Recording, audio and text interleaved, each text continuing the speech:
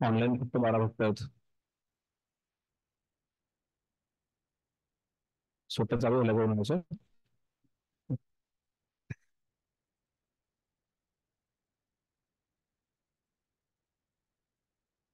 आतापर्यंत आपण जे सूर आणि असुर, जे आसुरिक आणि जे दैवी गुण आहेत त्यावरती चर्चा केलेली आहे.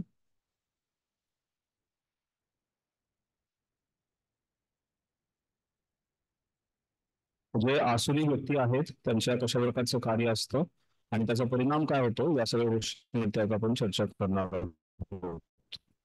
श्लोक क्रमांक 10.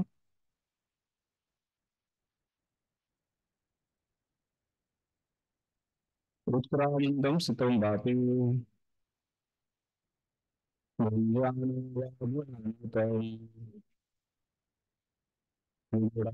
पश्यन्ति. Sorry sorry sorry sorry.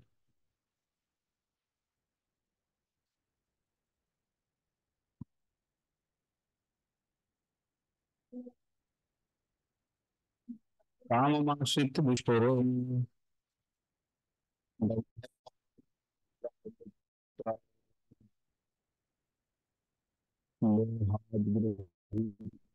सत्पुराः शुचि होता. हरे कृष्णा. ऑनलाईन फक्त मला कोणी दिसत नाही आहेत का सगळं उपस्थित ऐकू होतं का सगळ्यांना. कोणाचाही व्हिडिओ चालू नाही. थोडं अस्पष्ट ऐकू येते मला असं का प्रभूजी. वाटतंय की मी शाळेतल्या विद्यार्थ्यांना शिकवतो. प्रभूजी हा. स्पष्ट ऐकू येत नाहीये.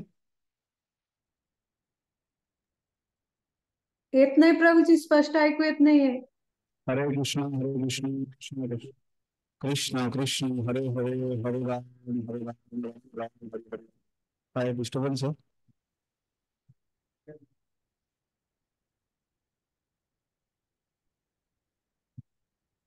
माधवचरण म्हणून विचार. वैष्णव कॉल कर मग तुम्ही.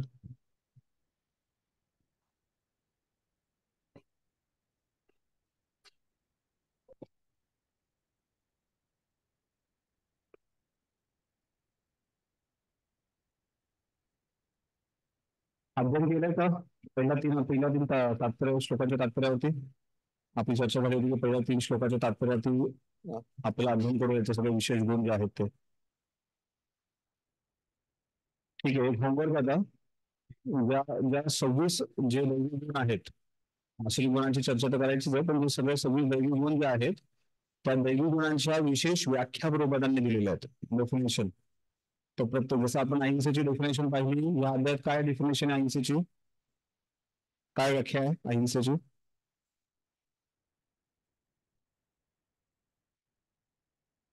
या अध्यायातली कोणत्याही उत्क्रांतीला आपण किंवा आपण त्याच्यामध्ये अडथळा निर्माण करू नये म्हणजे अहिंसा. आणि 13व्या अध्यायात काय होती अहिंसेची व्याख्या.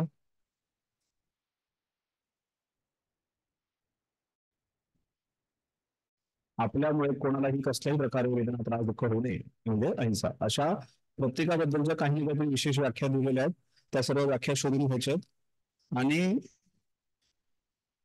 प्रभुपादांच्या जीवनातलं एक उदाहरण द्यायचं आहे या सर्व गोष्टींवरती.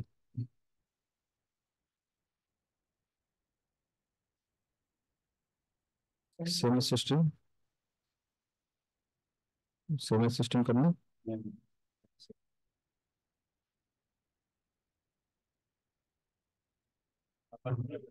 ऑनलाईन फक्त ऐकू आलाय का. काय होमवर्क आहे. नाही पाहताची आवाज जात नाही व्यवस्थित. ओके.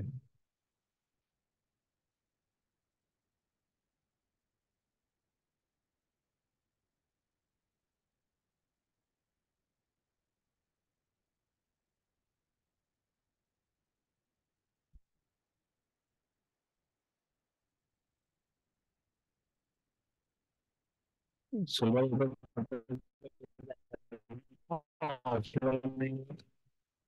आपल्या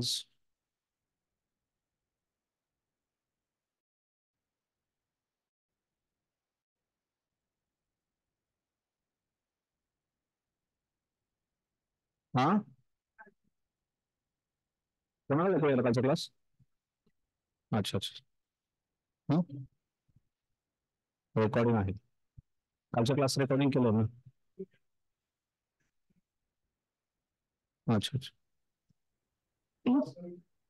ठीक आहे. हरे कृष्णा. ऑनलाईन भक्तांना काय आवाज येतो समजते मी काय प्रभूजी थोडा आवाज लहान येतोय.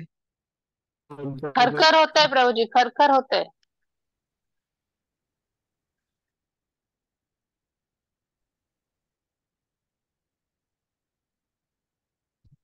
आता सध्या फक्त मी सांगतो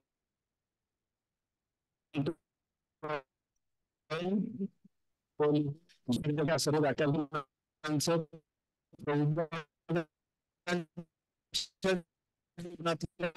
एक एक हरे उदाहरण कृष्णा घ्यायचं. प्रभूजी आवाज मध्ये डिस्टर्बन्स आहे. एक एक उदाहरण आठवेल. मी काय सांगितलं ते ऐकायला काहीच नाही आलं का? काही समजलं नाही? काहीच नाही आलं प्रभूजी ऐकायला. ठीक आहे ठीक आहे. थांबा थांबा. हो हो.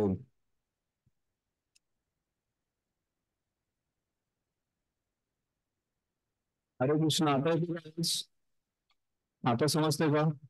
हा आता आवाज आला पण आवाज थोडा छोटा येतोय. अजून दुसऱ्या आवाजामध्ये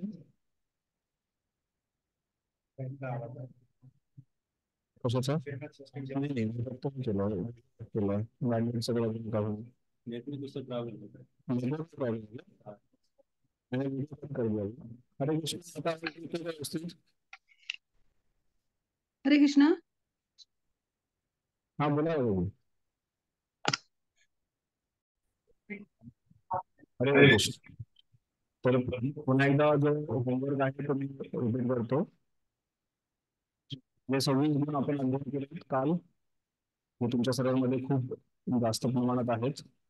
त्यांचे जे 26 गुण आहेत त्यांची व्याख्या आहे ती व्याख्या लिहायची आहे. तुम्ही प्रभुपादांनी दिली ती व्याख्या लिहायची आहे, तुमची स्वतःची नको. तर त्यासाठी तात्पर्य व्यवस्थित वाचा. जसं आपण अहिंसेची व्याख्या काल पाहिली होती. अहिंसेच्या व्याख्येमध्ये आपण पाहिलं की कशा प्रकारे 13व्या अध्याय अहिंसेची व्याख्या दिली आहे की आपल्यामुळे कोणालाही कसलाही त्रास वेदना होऊ नये, दुःख होऊ नये. आणि ह्या अध्यायात दिली की आपण कोणाच्याही प्रगतीमध्ये उत्क्रांतीमध्ये अडथळा बनू नये ही व्याख्या दिलेली आहे. तर आपल्याला या 26 गुणांच्या ज्या व्याख्या दिलेल्या आहेत त्या व्याख्या लिहायच्यात. आणि त्याचबरोबर काही गुणांची व्याख्या प्रबोधांनी जर केली नसेल तर त्याचं भाषांतर जे आहे त्यावरून आपण जी चर्चा केली हो त्या चर्चेनुसार लिहायचंय. आणि त्यानंतर तुम्हाला शिलप्रभुपादांच्या जीवनामधून या हे जे गुण आहेत ते कुठल्या उदाहरणातून दिसून येतात, प्रबोधांच्या कुठल्या लिहिण्यातून दिसून येतात ते आपल्याला लिहायचं आहे. ठीक आहे. आणि हे पुढच्या रविवारपर्यंत मला सबमिट करायचं आहे. आतापर्यंत बरेचसे होमवर्क सबमिट करून घेतले नव्हते, त्यामुळे किती जणांनी पूर्ण केलं माहित नाही, पण पुढच्या रविवारी आपल्याला हे सबमिट करायचे आहेत. हे जर पूर्ण झाले तर तुम्हाला भगवद्गीतेचे 5 मार्क एक्स्ट्रा मिळणार आहेत. ठीक आहे. हरे कृष्णा. एखाद्याला 100 मिळाले तर 105 मिळतील त्याला. येस मॅडम बोला. प्रभूजी दंडवत. प्रभूजी परत रिपीट करा ना, काहीच ऐकू नाही आलं. बाकीच्या ऑनलाईन भक्तांना ऐकू आलंय का? नाही प्रभूजी, क्लिअर नाही येते आवाज. आता आवाज येतो का? आवाज छोटा आहे प्रभूजी. क्लिअर येत नाही आवाज. हरे कृष्ण. आता येतो का? आवाजच छोटा आहे प्रभूजी, आवाजच छोटा आहे. आवाजाचा व्हॉल्यूम वाढवायला लागेल प्रभूजी. म्हणजे जातोय येतोय जातोय असं होतंय. आपण सस्पेंड करू आवाज जाईल.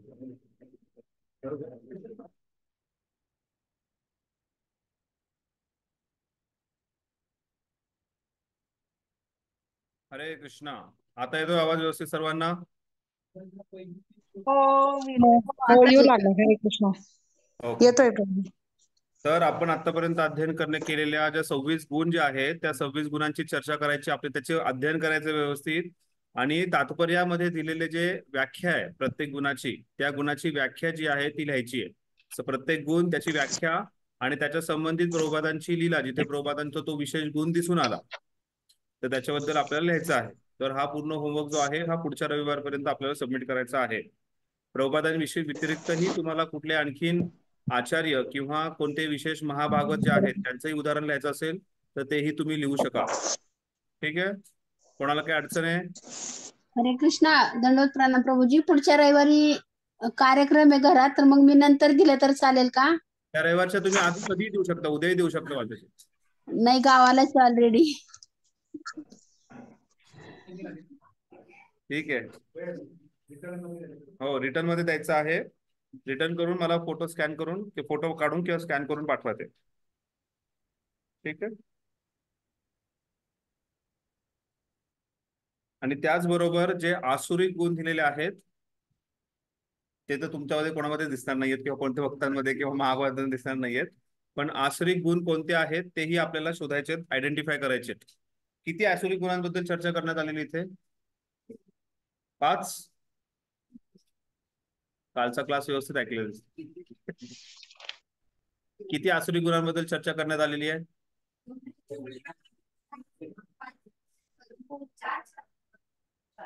आसुरी किती ना, 26 गुण डेव्हलप. किती अवघड काम दिले ना, 26 गुण तयार करायचे, 4 सोडायचे. ठीक आहे, अजून व्यवस्थित अध्ययन करा. 4 नाही आहेत, त्याच्या व्यतिरिक्तही अजून आसुरी गुणांची आपण चर्चा केलेली आहे. ठीक आहे, ठीक आहे. आता आपण चर्चा करणार आहोत, पाहूयात आपण.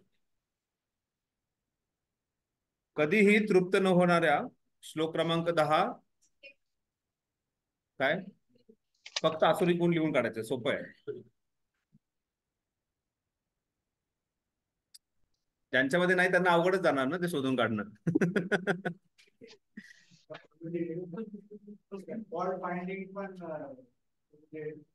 तो आसुरिक गुण आहे.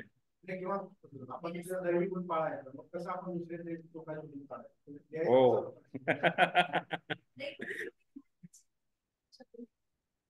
नाही नाही, इथे जे दिले ते आपण जशी आहे तशी वापरतो. भगवद्गीता जशी आहे तशी ती आता अध्ययन करतो आपण. आपण भगवद्गीता माझी आहे तशी नाही.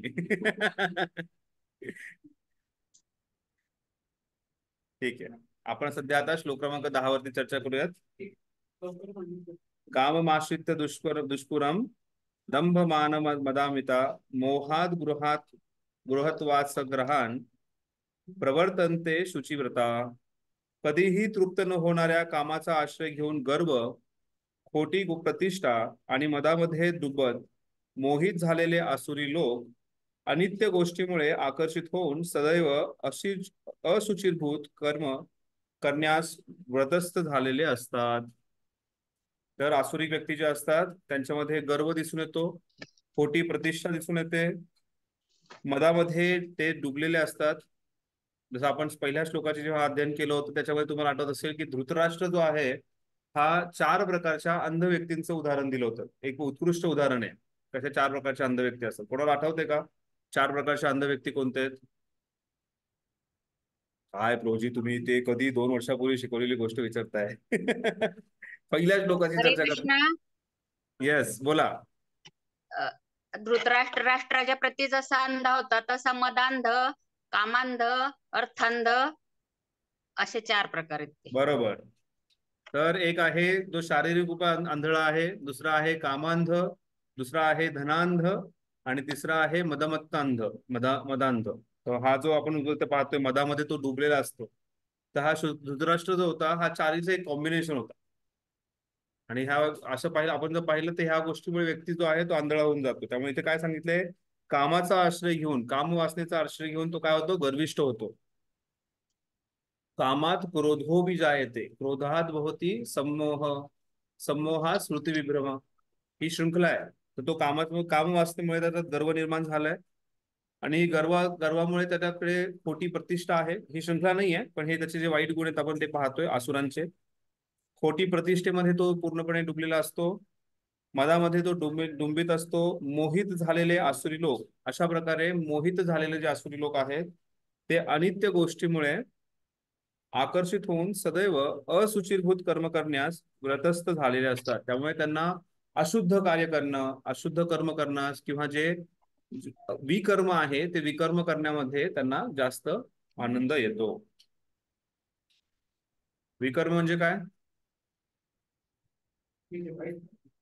फॉरबिडन ऍक्टिव्हिटीज, ज्या गोष्टी करू नये ते म्हणजे विकर्म. अकर्म म्हणजे काय?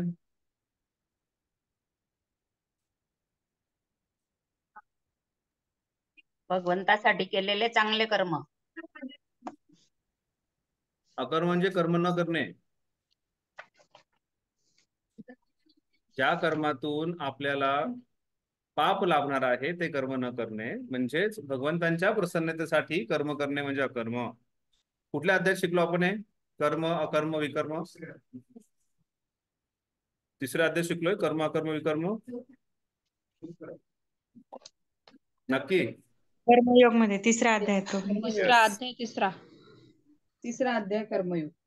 ठीक आहे. तर आपण इथे पाहतोय की असुचिरभूत कर्म, असुचिर हा जो शब्द आहे हा महत्वाचा इथे. शुची म्हणजे शुद्धता, स्वच्छता. स्वतः व्यक्ती जो आहे हा स्वतःला शुद्ध करण्याचा प्रयत्न करतो. पण अशा आसुरी व्यक्ती जे आहेत ते स्वतःला शुद्ध करण्याचा प्रयत्न करत नाहीत. ते स्वतःला अशुद्ध करणाऱ्या सर्व गोष्टींमध्ये रस घेतात. मलम निर्मोचनम पुंसा जलम स्नानम दिने दिने सकृत गीतामृत स्थानम संसार मलनाशनम. गीतासार मध्ये याचं वर्णन येतं की कशा प्रकारे आपण आपल्या अंगावरचा मळ घालवण्यासाठी रोज जो आहे पाण्याने स्नान करतो. मलम निर्मोचनम पुंसा जलम स्थानम दिने दिने सकृत गीतामृत स्थानम. अशा प्रकारे गीतेच्या अमृताने स्नान केलं तर काय होणार आहे? संसार मलनाशनम. आणि त्यामुळे हे आसुरिक गुण घालवण्यासाठी आपल्याला सर्वात महत्वाची गोष्ट म्हणजे भगवद्गीतेचं व्यवस्थित अध्ययन करायचं.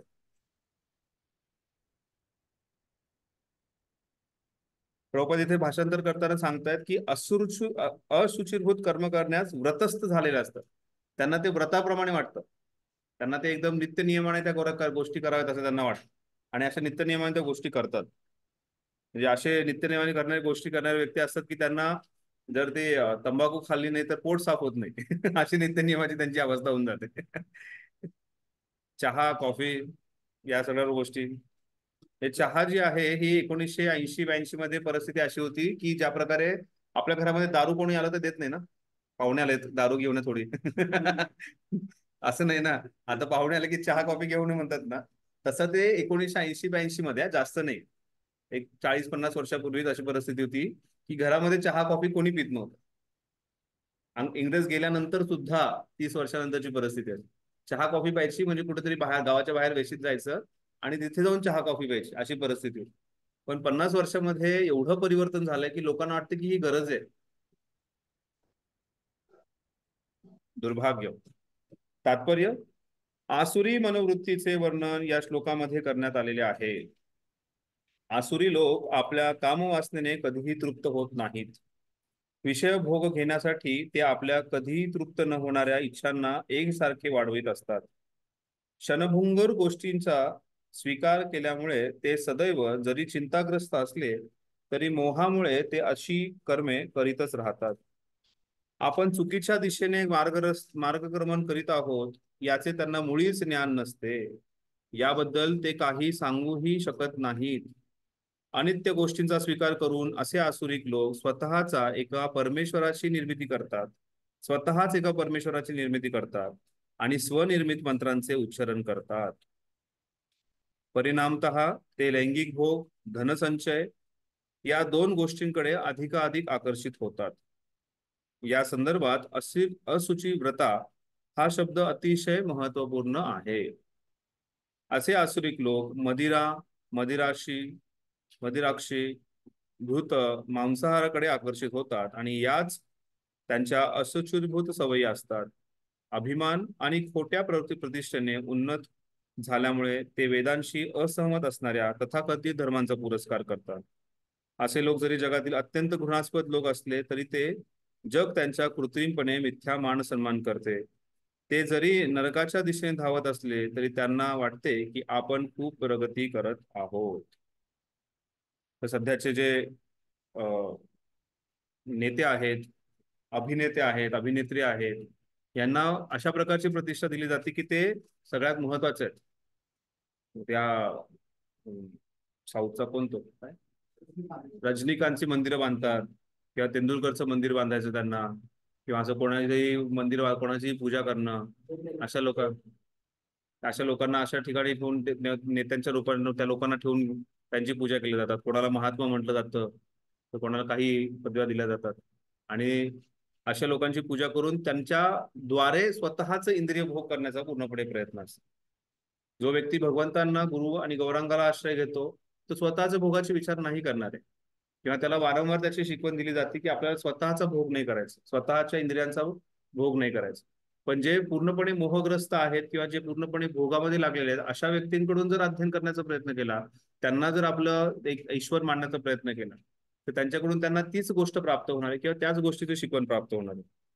जसं शूद्रांना कुठल्याही सामाजिक कार्यामध्ये किंवा कुठल्याही राजनीतिक गोष्टीमध्ये किंवा कुठल्याही धार्मिक गोष्टीमध्ये आपलं मत मांडण्याचा अधिकार नव्हता. आता जेव्हा मी शूद्र म्हणतोय त्यावेळेस शूद्र जे आहेत हे कोणा जातीचे धर्माचे नाही, पण शूद्र जे त्यांच्या गुण आणि कर्मानुसार जे शूद्र आहेत, ज्यांची अल्पबुद्धी आहे किंवा ज्यांना कोणती गोष्टीचा समज नाहीये किंवा ज्यांच्या क्रिया ज्या आहेत ह्या तमोगुणी आहेत किंवा त्यांच्या क्रिया ज्या आहेत ह्या म्हणजे फक्त एक सेवकाच्या आहेत, त्यांना अधिकार नव्हता. पण आता सध्याच्या पिढीमध्ये जो कोणी व्यक्ती समाजावरती टीका टिप्पणी करतो किंवा समाजाच्या किंवा धार्मिक गोष्टींवरती टीका टिप्पणी करतो, हे सर्व शूद्र आहेत. कोणताही अभिनेता अभिनेत्री ज्या नेत्यांना कसल्याही प्रकारचं भान नाहीये, ज्या नेत्यांनी आता प्रकारचे म्हणजे फक्त पापच करतात, ते जसं इथे प्रभुपाद सांगतात की लैंगिक भाव आणि धनसंचय, आजकालचे नेते फक्त ह्याच गोष्टींमध्ये लागलेले आहेत. आणि अशा नेत्यांकडून आपण समाज कसा चालावा, अशा नेत्यांकडून शिकतोय की धर्म काय असतो. अशा नेत्यांकडून जर आपण शिकणार असो की आपण आपलं जीवन कसं करायचं किंवा माणसाने कसं राहायचं किंवा नागरिकांनी कसं राहायचं, तर हे फक्त पतनाकडे जाण्याचा मार्ग आहे. त्यामुळे आपण सुद्धा आपल्या जीवनामध्ये हे पाहणं गरजेचं आहे. एक भक्त म्हणून मी माझ्या चेतनेमध्ये कुठली वाईट गोष्ट येऊन देतोय का, हे पाहणं फार गरजेचं आहे. ते प्रभुपाद खूप छान मार्ग सांगतायत. प्रभुपाद सांगतात की क्षणभंगुर गोष्टीचा स्वीकार केल्यामुळे ते सदैव जरी चिंताग्रस्त असले तरी मोहामुळे अशी कर्म करीतच असतात. आपण चुकीच्या दिशेने मार्गक्रमण करीत आहोत याचे त्यांना मुळीच ज्ञान नाहीये. तर आपल्याकडूनही कधी अशी चूक होऊ शकते. आपल्या जे काही पूर्व संकल्पना आहेत किंवा आपल्यावरती झालेले जे पूर्वसंस्कार आहेत, त्या पूर्वसंस्कारांमुळे कधी कोणती कामवासना असू शकते किंवा कुठलाही अनर्थ जो आहे हा जागृत होऊ शकतो. आणि तो जागृत झाल्यानंतर किंवा तो अनर्थ जो आहे तो उफाळून आल्यानंतर आपण त्याला प्रोत्साहन देतोय की आपण त्याला नाही म्हणतोय, हे पाहणं फार गरजेचं आहे. आणि आपण जर हे करू शकत असेल, त्या गोष्टीला नाही म्हणत असेल, तर आपण यशस्वी ठरू शकू. नाहीतर आपणही कुठल्या दिशेने मार्गक्रमण करतो हे समजणार नाहीये. म्हणजे एखाद्या वैष्णवाचं, एखाद्या भक्ताचं जर पतन होत असेल तर त्याच्या पाठीमागे खूप मोठा इतिहास असतो. आणि बऱ्याच कालावधीपासून त्या गोष्टीवरती विचार केलाय, त्या गोष्टीवरती काहीतरी स्मरण केलंय, मेडिटेशन केलंय, मग ती गोष्ट प्राप्त करण्याचा प्रयत्न केलाय. अजामिल एक चांगला ब्राह्मण पुत्र होता, पण त्याच्याकडूनही अशी चूक झाली का, कारण तो त्या प्रकारचं स्मरण मिळते, त्या गोष्टीचा विचार, त्या गोष्ट प्राप्त करण्याचा प्रयत्न हा सर्व करतो. तर एका भक्ताच्या जीवनामध्ये सुद्धा आपलं पतन न व्हावं यासाठी मुळापासून ती गोष्ट काढणं गरजेचं आहे. आणि त्यामुळे आपल्याला वारंवार सांगितले की इंद्रिय विषय पेक्षाही सर्वात भयंकर जी गोष्ट जी आहे ती म्हणजे भोग करण्याची वृत्ती. म्हणजे एखादा सेन्स ऑब्जेक्ट आहे, एखादी इंद्रिय विषय वस्तू आहे, ती विषय वस्तू आपल्या समोर आली तरी आपण त्याला नाही म्हणण्याचा जी आपली इच्छा आहे, त्या इच्छेला पूर्णपणे मुळासकट बाहेर काढणं गरजेचं आहे. म्हणजे पाप करण्याच्या पेक्षाही पाप करण्याची जी वृत्ती आहे ती बाहेर काढणं अतिशय महत्वाचं. तर ते करू शकत असेल तर हे आसुरिक गुण आपण जाऊ शकतात. त्यामुळे जसं आयुर्वेदामध्ये मुळापासून एखाद्याला जर अंगावरती फोडे येत असतील तर त्याचं रक्त अशुद्ध आहे, रक्त अशुद्ध होण्याचं काय कारण आहे हे सर्व शोधून मुळापासून त्याचा प्रॉब्लेम जो आहे काढला जातो. तशाच प्रकारे हे आसुरिक गुण आपल्या हृदयातून पूर्णपणे जाण्यासाठी आपल्याला मुळापासून त्याच्यावरती कार्य करणं गरजेचं आहे. नाहीतर ते आपली एक वृत्ती बनणार आहे किंवा एक व्रताप्रमाणे, सुचिर व्रता हा शब्द वापरलेला आहे, एका व्रताप्रमाणे असुचिर व्रता म्हणजे अशुद्ध जीवन जगण्याचा त्या व्यक्तीला सवयच लागणार. आणि त्यामुळेच मग व्यक्ती विचार करतो की मला त्या कुत्र मांजरांचं जीवन मला चांगलं वाटतं, असा विचार करून त्यांच्यासाठी फक्त आहार निद्रा भयमैथुन आमचं याच्यात तो जास्त रुची घेणार, कुठेही धर्मामध्ये रुची घेणार नाहीये. श्लोक क्रमांक 11. कोणाचा काही प्रश्न आहे श्लोक क्रमांक 10 वर? जसं मुळापासून काढणे म्हणजे एखाद्याची पाप करण्याची वृत्ती आहे, एखाद्याची चोरी करण्याची वृत्ती आहे, त्याची चोरी करण्याची जी वृत्ती आहे ती काढणं गरजेचं आहे. म्हणजे त्यात चोरी केल्यानंतर त्याला माहिती आहे की मला हे असं असं जेलमध्ये जावं लागणार आहे, मला त्याच्यासाठी काहीतरी पनिशमेंट भेटणार आहे, मला दंड भरावा लागणार आहे. तो दंड भोगतो आणि त्यानंतर परत येतो आणि परत ती चोरी करण्याचं करतो. त्यासाठी त्याची ती आत हृदयापासून चोरी करण्याची वृत्ती पूर्णपणे नाहीशी करणं गरजेचं. अशा प्रकारे ज्या काही आपल्या मध्ये अनर्थ आहेत किंवा ज्या काही गोष्टी आपल्याकडे आसुरिक गुण आहेत ते मुळापासून घेणं जाणं फार गरजेचं. आणि त्यासाठी हरिनामावरती विश्वास आणि त्याचा आश्रय घेणं गरजेचं आहे. नियमितपणे श्रवण आणि कीर्तन करणं गरजेचं आहे. आणि असं नाही की बाबा आज केलं वर्षभरात सगळं नाहीच होणार आहे. या जन्मात होईल, पुढच्या जन्मात होईल माहित नाही, पण आपला प्रयत्न जो आहे हा तीव्रतेने असणं गरजेचं आहे. कोणाचा काही प्रश्न अजून श्लोक क्रमांक 10 वर?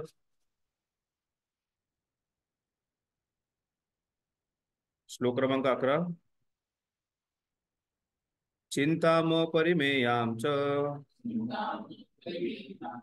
प्रलय अंताय उपाश्रिता कामोपभोग परमा कामोपभोग परमा एतावती निश्चिता आशापश्य शतैर्बद्धा कामक्रोध परायणा इहन्ते कामभोगार्थम अन्यायेन अर्थसंचया अन्यायाने अर्थ संजयान संजय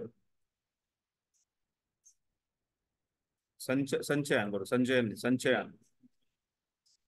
इंद्रियतृप्ती करणे ही मानव संस्कृतीची मुख्य आवश्यकता आहे. इंद्रियतृप्ती करणे ही मानव संस्कृतीची मुख्य आवश्यकता आहे असा त्यांचा विश्वास असतो. तर मनुष्य म्हणून आपलं काय कर्तव्य? आपले जे इंद्रिय दिले त्यांना तृप्त करणे, बरोबर? असं आसुरिक लोकांना वाटतं. अशा प्रकारे मरतोपर्यंत अमर्याद चिंतांनी ग्रासलेले असते. शेकडो हजारो आशारूपी पाशांनी बद्ध झालेले आणि काम क्रोध परायण झालेले हे आसुरिक लोक इंद्रिय तृप्तीकरिता अन्यायी मार्गाने धनसंचय करतात. काही दिवसापूर्वी मी ह्याच गोष्टीची थोडासा विचार करत होतो की बरेचसे लोक जे आहेत ही अचानक करोडपती होतात, अचानक मोठे होतात. पण हे करण्यासाठी कुठे ना कुठे त्यांनी काहीतरी वाममार्गाचा उपयोग घेतलेला आहे. कुठे ना कुठे तरी काळा बाजार, कुठला तरी काळा पैसा वापरून त्याचा संचय करून त्या मार्गाने ते मोठे 2,004, 4,000, 10, 10,000, 100 करण्याचे. पण जो व्यक्ती व्यवस्थित नियमित नियमानुसार चाललाय तसं बघितलं नाही की नियमानुसार चाललाय आणि खूप मोठा व्यक्ती झालेला. धनसंचय करण्यासाठी त्या व्यक्तीला असं चुकीचा मार्गांचा जो आहे तो आश्रय घ्यावा लागतो. हे दुर्भाग्य आहे. इथेही ते सांगण्यात आलेलं आहे की इंद्रिय तृप्ती करता तो व्यक्ती, आणि हे कशासाठी? हे सर्व काही आहे ते इंद्रिय तृप्ती करतात. इंद्रिय तृप्ती करता तो अन्यायी मार्गाने धनसंचय करतो. कोणता व्यक्ती असा अन्यायी मार्गाने धनसंचय करतो? जो असा विचार करतो की मानव संस्कृतीचा सर्वात महत्वाचा उद्देश जो आहे, मी मनुष्य आहे आणि या मनुष्य जीवनाचा उद्देश एकच आहे की इंद्रिय भोग करणे. कारण मनुष्य जन्म पुन्हा पुन्हा मिळत नाही ना. परत जर मनुष्य जन्म मिळणार नाही तर परत तरीच भोग करायला भेटणार आहे. त्यामुळे भोग करून घ्या, अशी आसुरिक प्रवृत्ती, अशी आसुरिक इच्छा जी आहे ती व्यक्तीमध्ये जागृत होते. आणि त्यामुळे मरतेपर्यंत, मृत्यूपर्यंत तो अमर्याद चिंतांनी ग्रासलेला असतो. तर जेव्हा कधी इंद्रिय तृप्ती होते त्याच्याबरोबर चिंता ही येणारच आहे. चिंता आणि इंद्रिय तृप्ती हे एकत्र जाणारं पॅकेज आहे, त्यात वेगळं काहीच करू शकणार नाही. शेकडो हजार आशारूपी पाशांनी बद्ध झालेले आणि कामक्रोध परायण झालेले हे आसुरिक लोक इंद्रिय तृप्ती करता अन्यायी मार्गाने धनसंचय करतात.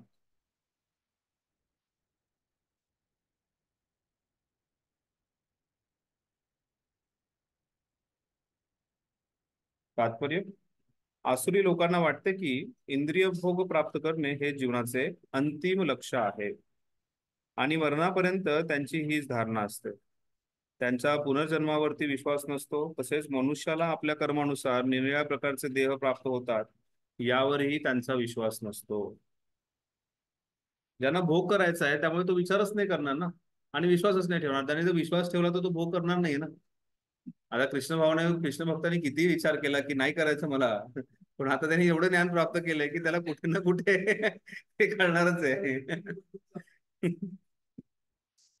भक्तांच्या मुलांचं मी तेच म्हणतो, ना घर का ना घाट का, तशी सिच्युएशन आहे त्यांची. त्यांना हे माहिती आहे की कृष्ण आहेत, कृष्णावरती मला विश्वास ठेवायचा, आणि कृष्णावरती विश्वास ठेवायचा म्हणल्यानंतर पालन तर करावंच लागणार आहे, आणि पालन नाही केलं तर मी अडचण त्यांना ही माहिती आहे. त्यामुळे ना भोग करू शकत ना त्याग करू शकत.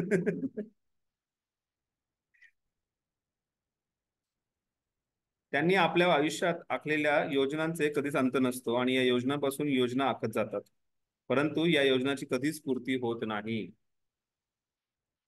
करतो ना आपण अशा भरपूर योजना, एकामागे एक योजना, मग ती योजना झाली की पुढची, ती पुढची झाली की तिसरी, आणि ह्या योजना ज्या आहेत अमर्यादित, त्याचा काहीच अंत नसतो. फक्त त्यासाठी प्रभुपादांसारखे मुक्त जीवात्मा पाहिजेत, ज्यांना अंतिम समय विचारलं कोण इच्छा, तुमची काही इच्छा आहे का, प्रभुपाद म्हणजे कोण इच्छा नाही, माझी काहीही इच्छा नाहीये. जेव्हा तमालकृष्ण महाराजांचं तुम्ही ते त्यांची टीकेची डायरी म्हणून आहे, शेवटच्या 6 महिन्यामध्ये प्रभुपादांच्या जीवनावरती लिहिलेले आहे, खूप छान आहे. प्रभुपादांच्या रोज काय प्रभुपाद करत होते फक्त एवढंच वर्णन केले. तर तिथे प्रभुपाद वारंवार म्हणतात की माझं फक्त 50% कार्य झाले, 50% कार्य राहिलंय. माझं 50% कार्य जे वर्णाश्रम धर्म जो आहे हा इस्कॉनमध्ये एस्टॅब्लिश करण्याचं एक महत्त्वाचं कार्य राहिले प्रभुपादचं. पण एवढं झाल्यानंतर भक्तांना असं वाटत होतं की प्रभुपादांना जेव्हा हा प्रश्न विचारला त्यांच्या गुरुबंधूंनी की तुमची काही इच्छा शिल्लक आहे का, तर प्रभुपाद म्हणतील हो माझे हे कार्य राहिलंय, ते कार्य राहिलंय. प्रभुपाद एकदम व्यवस्थित त्यांच्या चेतनेमध्ये होते, आणि त्यांनी सांगितलं माझी काहीच इच्छा राहिलेली नाहीये. तशी इच्छा, तसा विचार आपल्या जीवनात येणं गरजेचं, नाहीतर आपण जे आहेत योजना एकामागे एक करत राहतो आणि त्या योजनांमध्येच गुरफटले जातो. आणि त्यामुळेच एक माणूस असा स्वतःच्या कंपनीचा खूप विचार करत होता, आणि मृत्यू समयी त्याने त्याच कंपनी माझी प्रॉपर्टी त्याचं काय होईल म्हणून विचार केला, आणि त्याचा मृत्यू झाला. मुलं त्याची सांगत होती, बायको सांगत होती, अहो आम्ही काळजी घेऊ, तुम्ही चिंता करू नका, तुम्ही देह व्यवस्थित सोडा, रामाचं नाव घ्या, रामाचं चिंतन करा.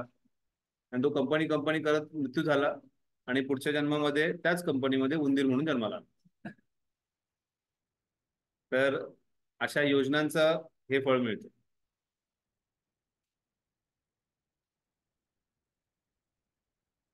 आम्हाला अशा आसुरी मनोवृत्तीच्या मनुष्यांचा प्रत्यक्ष अनुभव आहे. मरण समयी सुद्धा ते वैद्याला आपले आयुष्य 4 वर्षांनी वाढवण्याची विनंती करत होता, कारण त्याच्या योजना अजूनही पूर्ण झाल्या नव्हत्या. आणि ह्याच कारणामुळे व्यक्तीला मृत्यूचं भय असतं. मला जर मृत्यू आला तर माझ्या या योजना ज्या आहेत त्या पूर्ण होणार नाही, किंवा माझ्या इंद्रिय भोगामध्ये खूप मोठा अडथळा येणार आहे.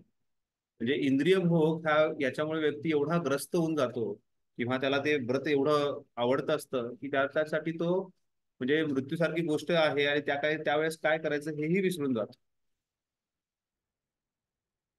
इतना तो करना स्वामी जब प्राण तन से निकले, तो क्या, जब प्राण तन से निकले इतना तो करना स्वामी, कि मैं आपका नाम जप कर पाऊं, असं ते आहे त्याच्यामध्ये, कि भगवान जब मैं प्राण निकल जाए तब मुझे आपकी याद आए और मैं आपका नाम का जप करूं. बहुत अच्छा परम पूज्य नवयोगेंद्र स्वामी महाराज गातात हे.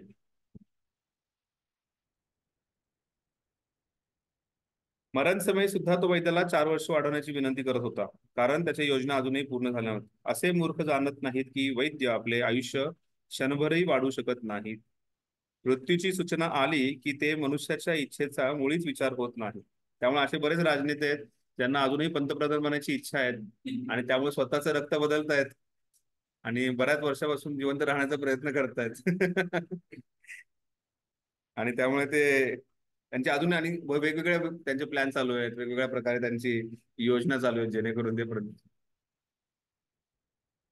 प्रकृतीचे नियम मनुष्याला जितका भोग ठरवून दिलेला असेल त्यापेक्षा एक क्षणभरही अधिक जगू देत नाहीत. आसुरी मनुष्याला परमेश्वरावर किंवा अंतर्यामी परमात्मावर विश्वास नसतो, आणि म्हणून केवळ इंद्रिय तृप्तीकरिता तो सर्व प्रकारचे पापकर्म करतो. आता जेव्हा असं वाटतं, हे वाचल्यानंतर भक्तांना असं वाटतं की काय हे जीवन जगून उपयोग आहे, मला नाही जगायचं जीवन, मला मृत्यू आलेला बरा. मग काही वेळेस भक्त अशी प्रार्थना करतात की मला लवकर मृत्यू यावा. नाही, आपण त्यावेळेस अशी प्रार्थना करणं गरजेचं आहे की भगवंत माझ्याकडे फार कमी आयुष्य शिल्लक आहे, आणि ह्या कमी आयुष्यामध्ये अजून मला बरंच काही करायचं, आणि ते करण्यासाठी मला तीव्रता आणण्यासाठी जी काही गरजेची बुद्धी आहे, जी काही शक्ती आहे ती द्या. म्हणजे आपल्याला आपली नैती फिलॉसॉफी नाही, आपल्याला पळून जाण्याची फिलॉसॉफी नाहीये. निगेटिव्हला निगेटिव्ह काढून टाकणं ही फिलॉसॉफी नाहीये. त्याच्यामध्ये पॉझिटिव्ह ऍड करणं गरजेचं, त्याच्यामध्ये भर टाकणं गरजेचं आहे कृष्ण भक्तीची, कृष्ण सेवेची. ते फार महत्वाचं. त्याच्या हृदयात एक साक्षी असतो हे त्याला माहीत नसते. परमात्मा हा जीवांच्या सर्व क्रियांचे निरीक्षण करतो. उपनिषदात याप्रमाणे या बाबतीत उदाहरण देण्यात आलेले आहे. एका झाडावर 2 पक्षी बसलेले असतात. त्यापैकी एक पक्षी शाखेवरील सुखदुःख रूपी फळे भोगतो, दुसरा पक्षी केवळ साक्षी असतो. परंतु आसुरी मनुष्यांना वेदांचे ज्ञान नाही आणि वेदावर श्रद्धाही नसते. म्हणून परिणामांची चिंता न करता इंद्रिय तृप्ती करिता स्वेच्छाचार करण्यास आपण स्वतंत्र आहोत असे तो समजतो.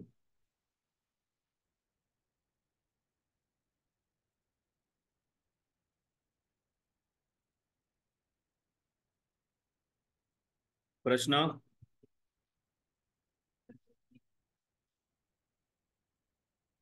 आध्यात्मिक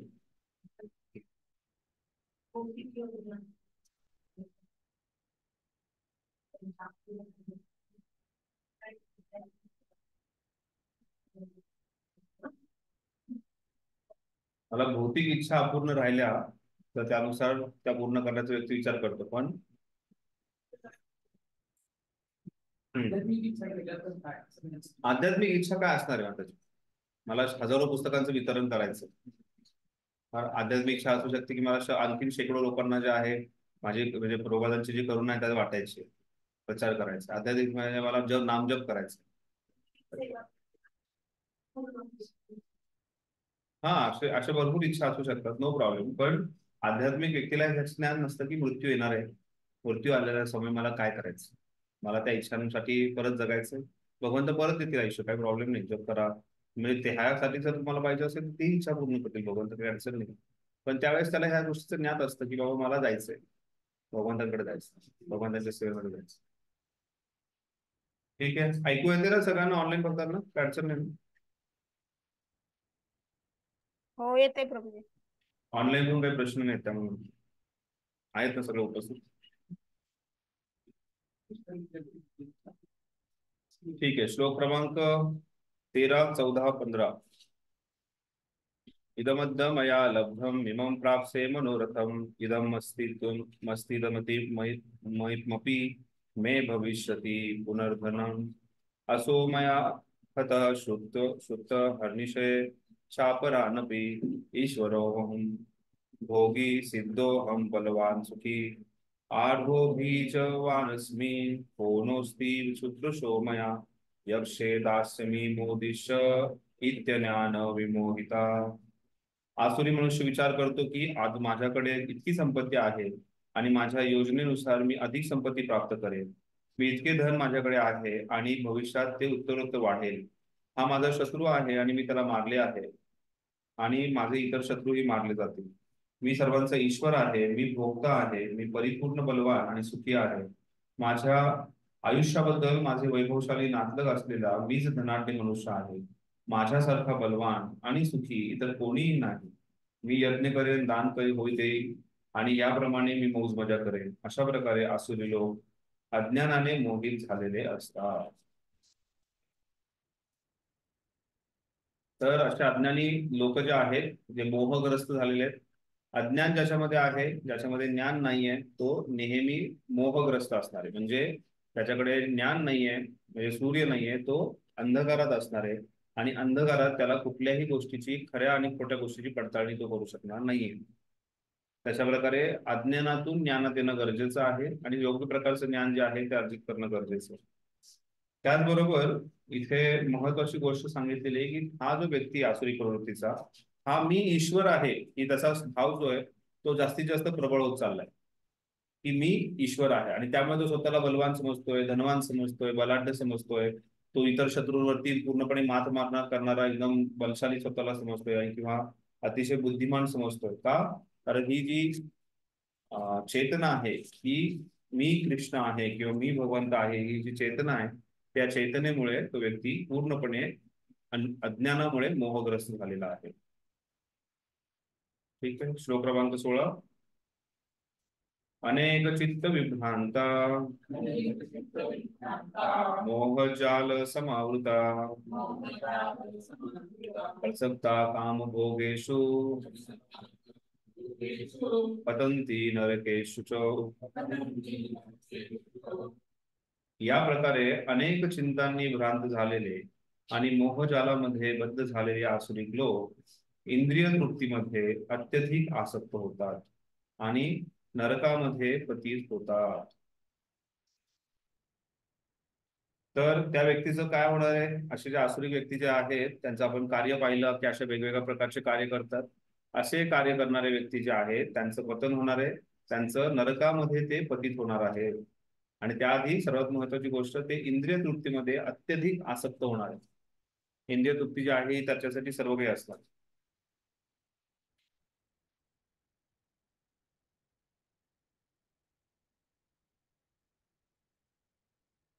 एवढ्या नरक यातना भोगावं लागणार आहेत हे माहिती असताना किंवा आता सध्याच्या जीवनामध्ये सुद्धा त्या चिंतेमुळे किंवा त्याचा जो परिणाम होतो इंद्रिय तृप्तीचा, तो नरक यातने समान जो परिणाम होतो ते पाहून सुद्धा व्यक्ती विसरून जातो.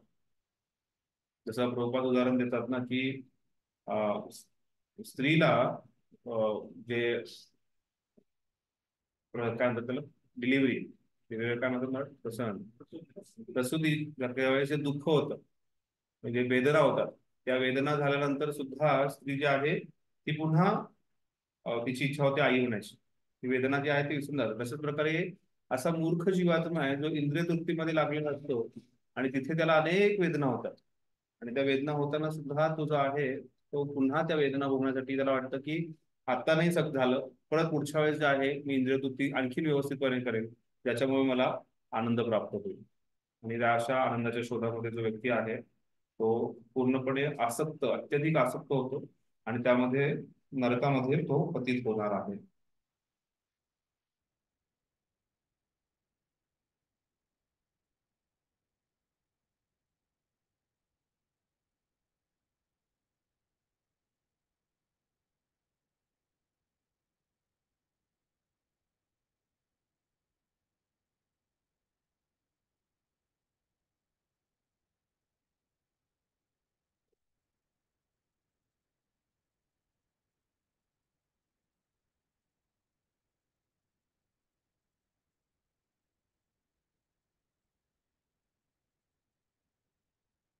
आसुरिक मनुष्यांचा धनसंचयाच्या इच्छेला काहीच अंत नसतो.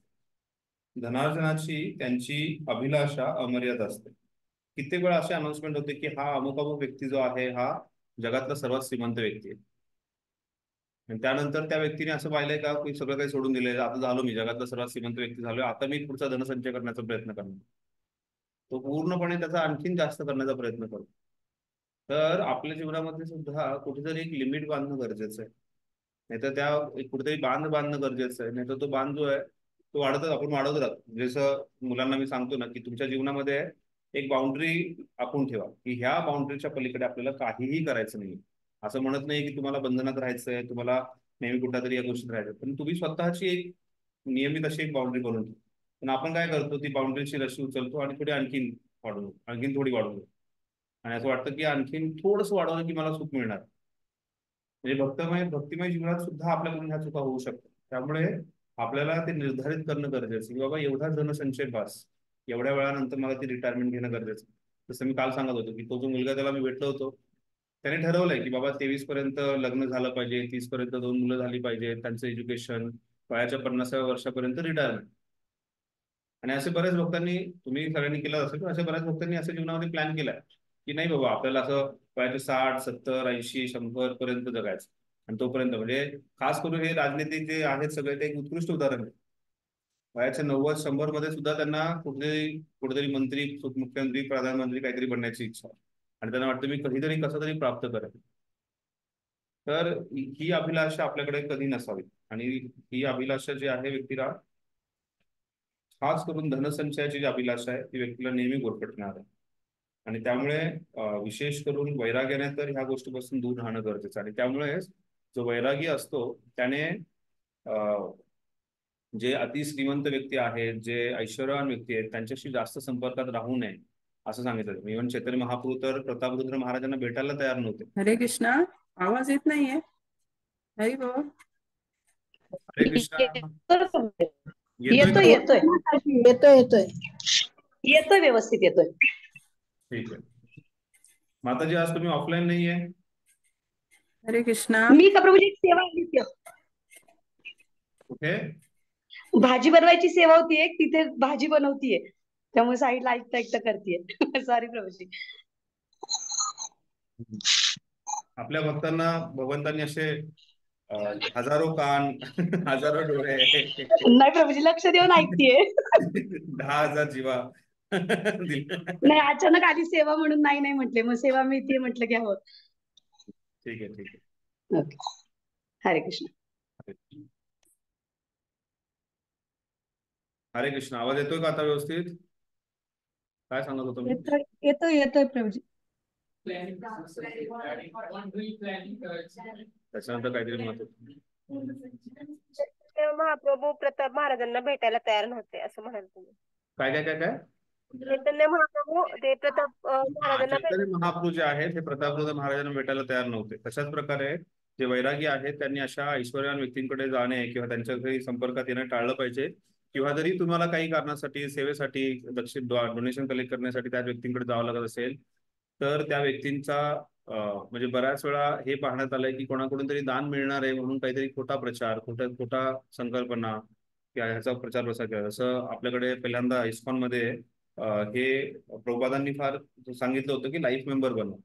आणि लाईफ मेंबर बनवण्यासाठी भक्त जे आहेत बऱ्याच काही खोट्या गोष्टी सांगायला तयार झाले की तुम्हाला हे मिळेल, तेही मिळेल, तेही मिळेल.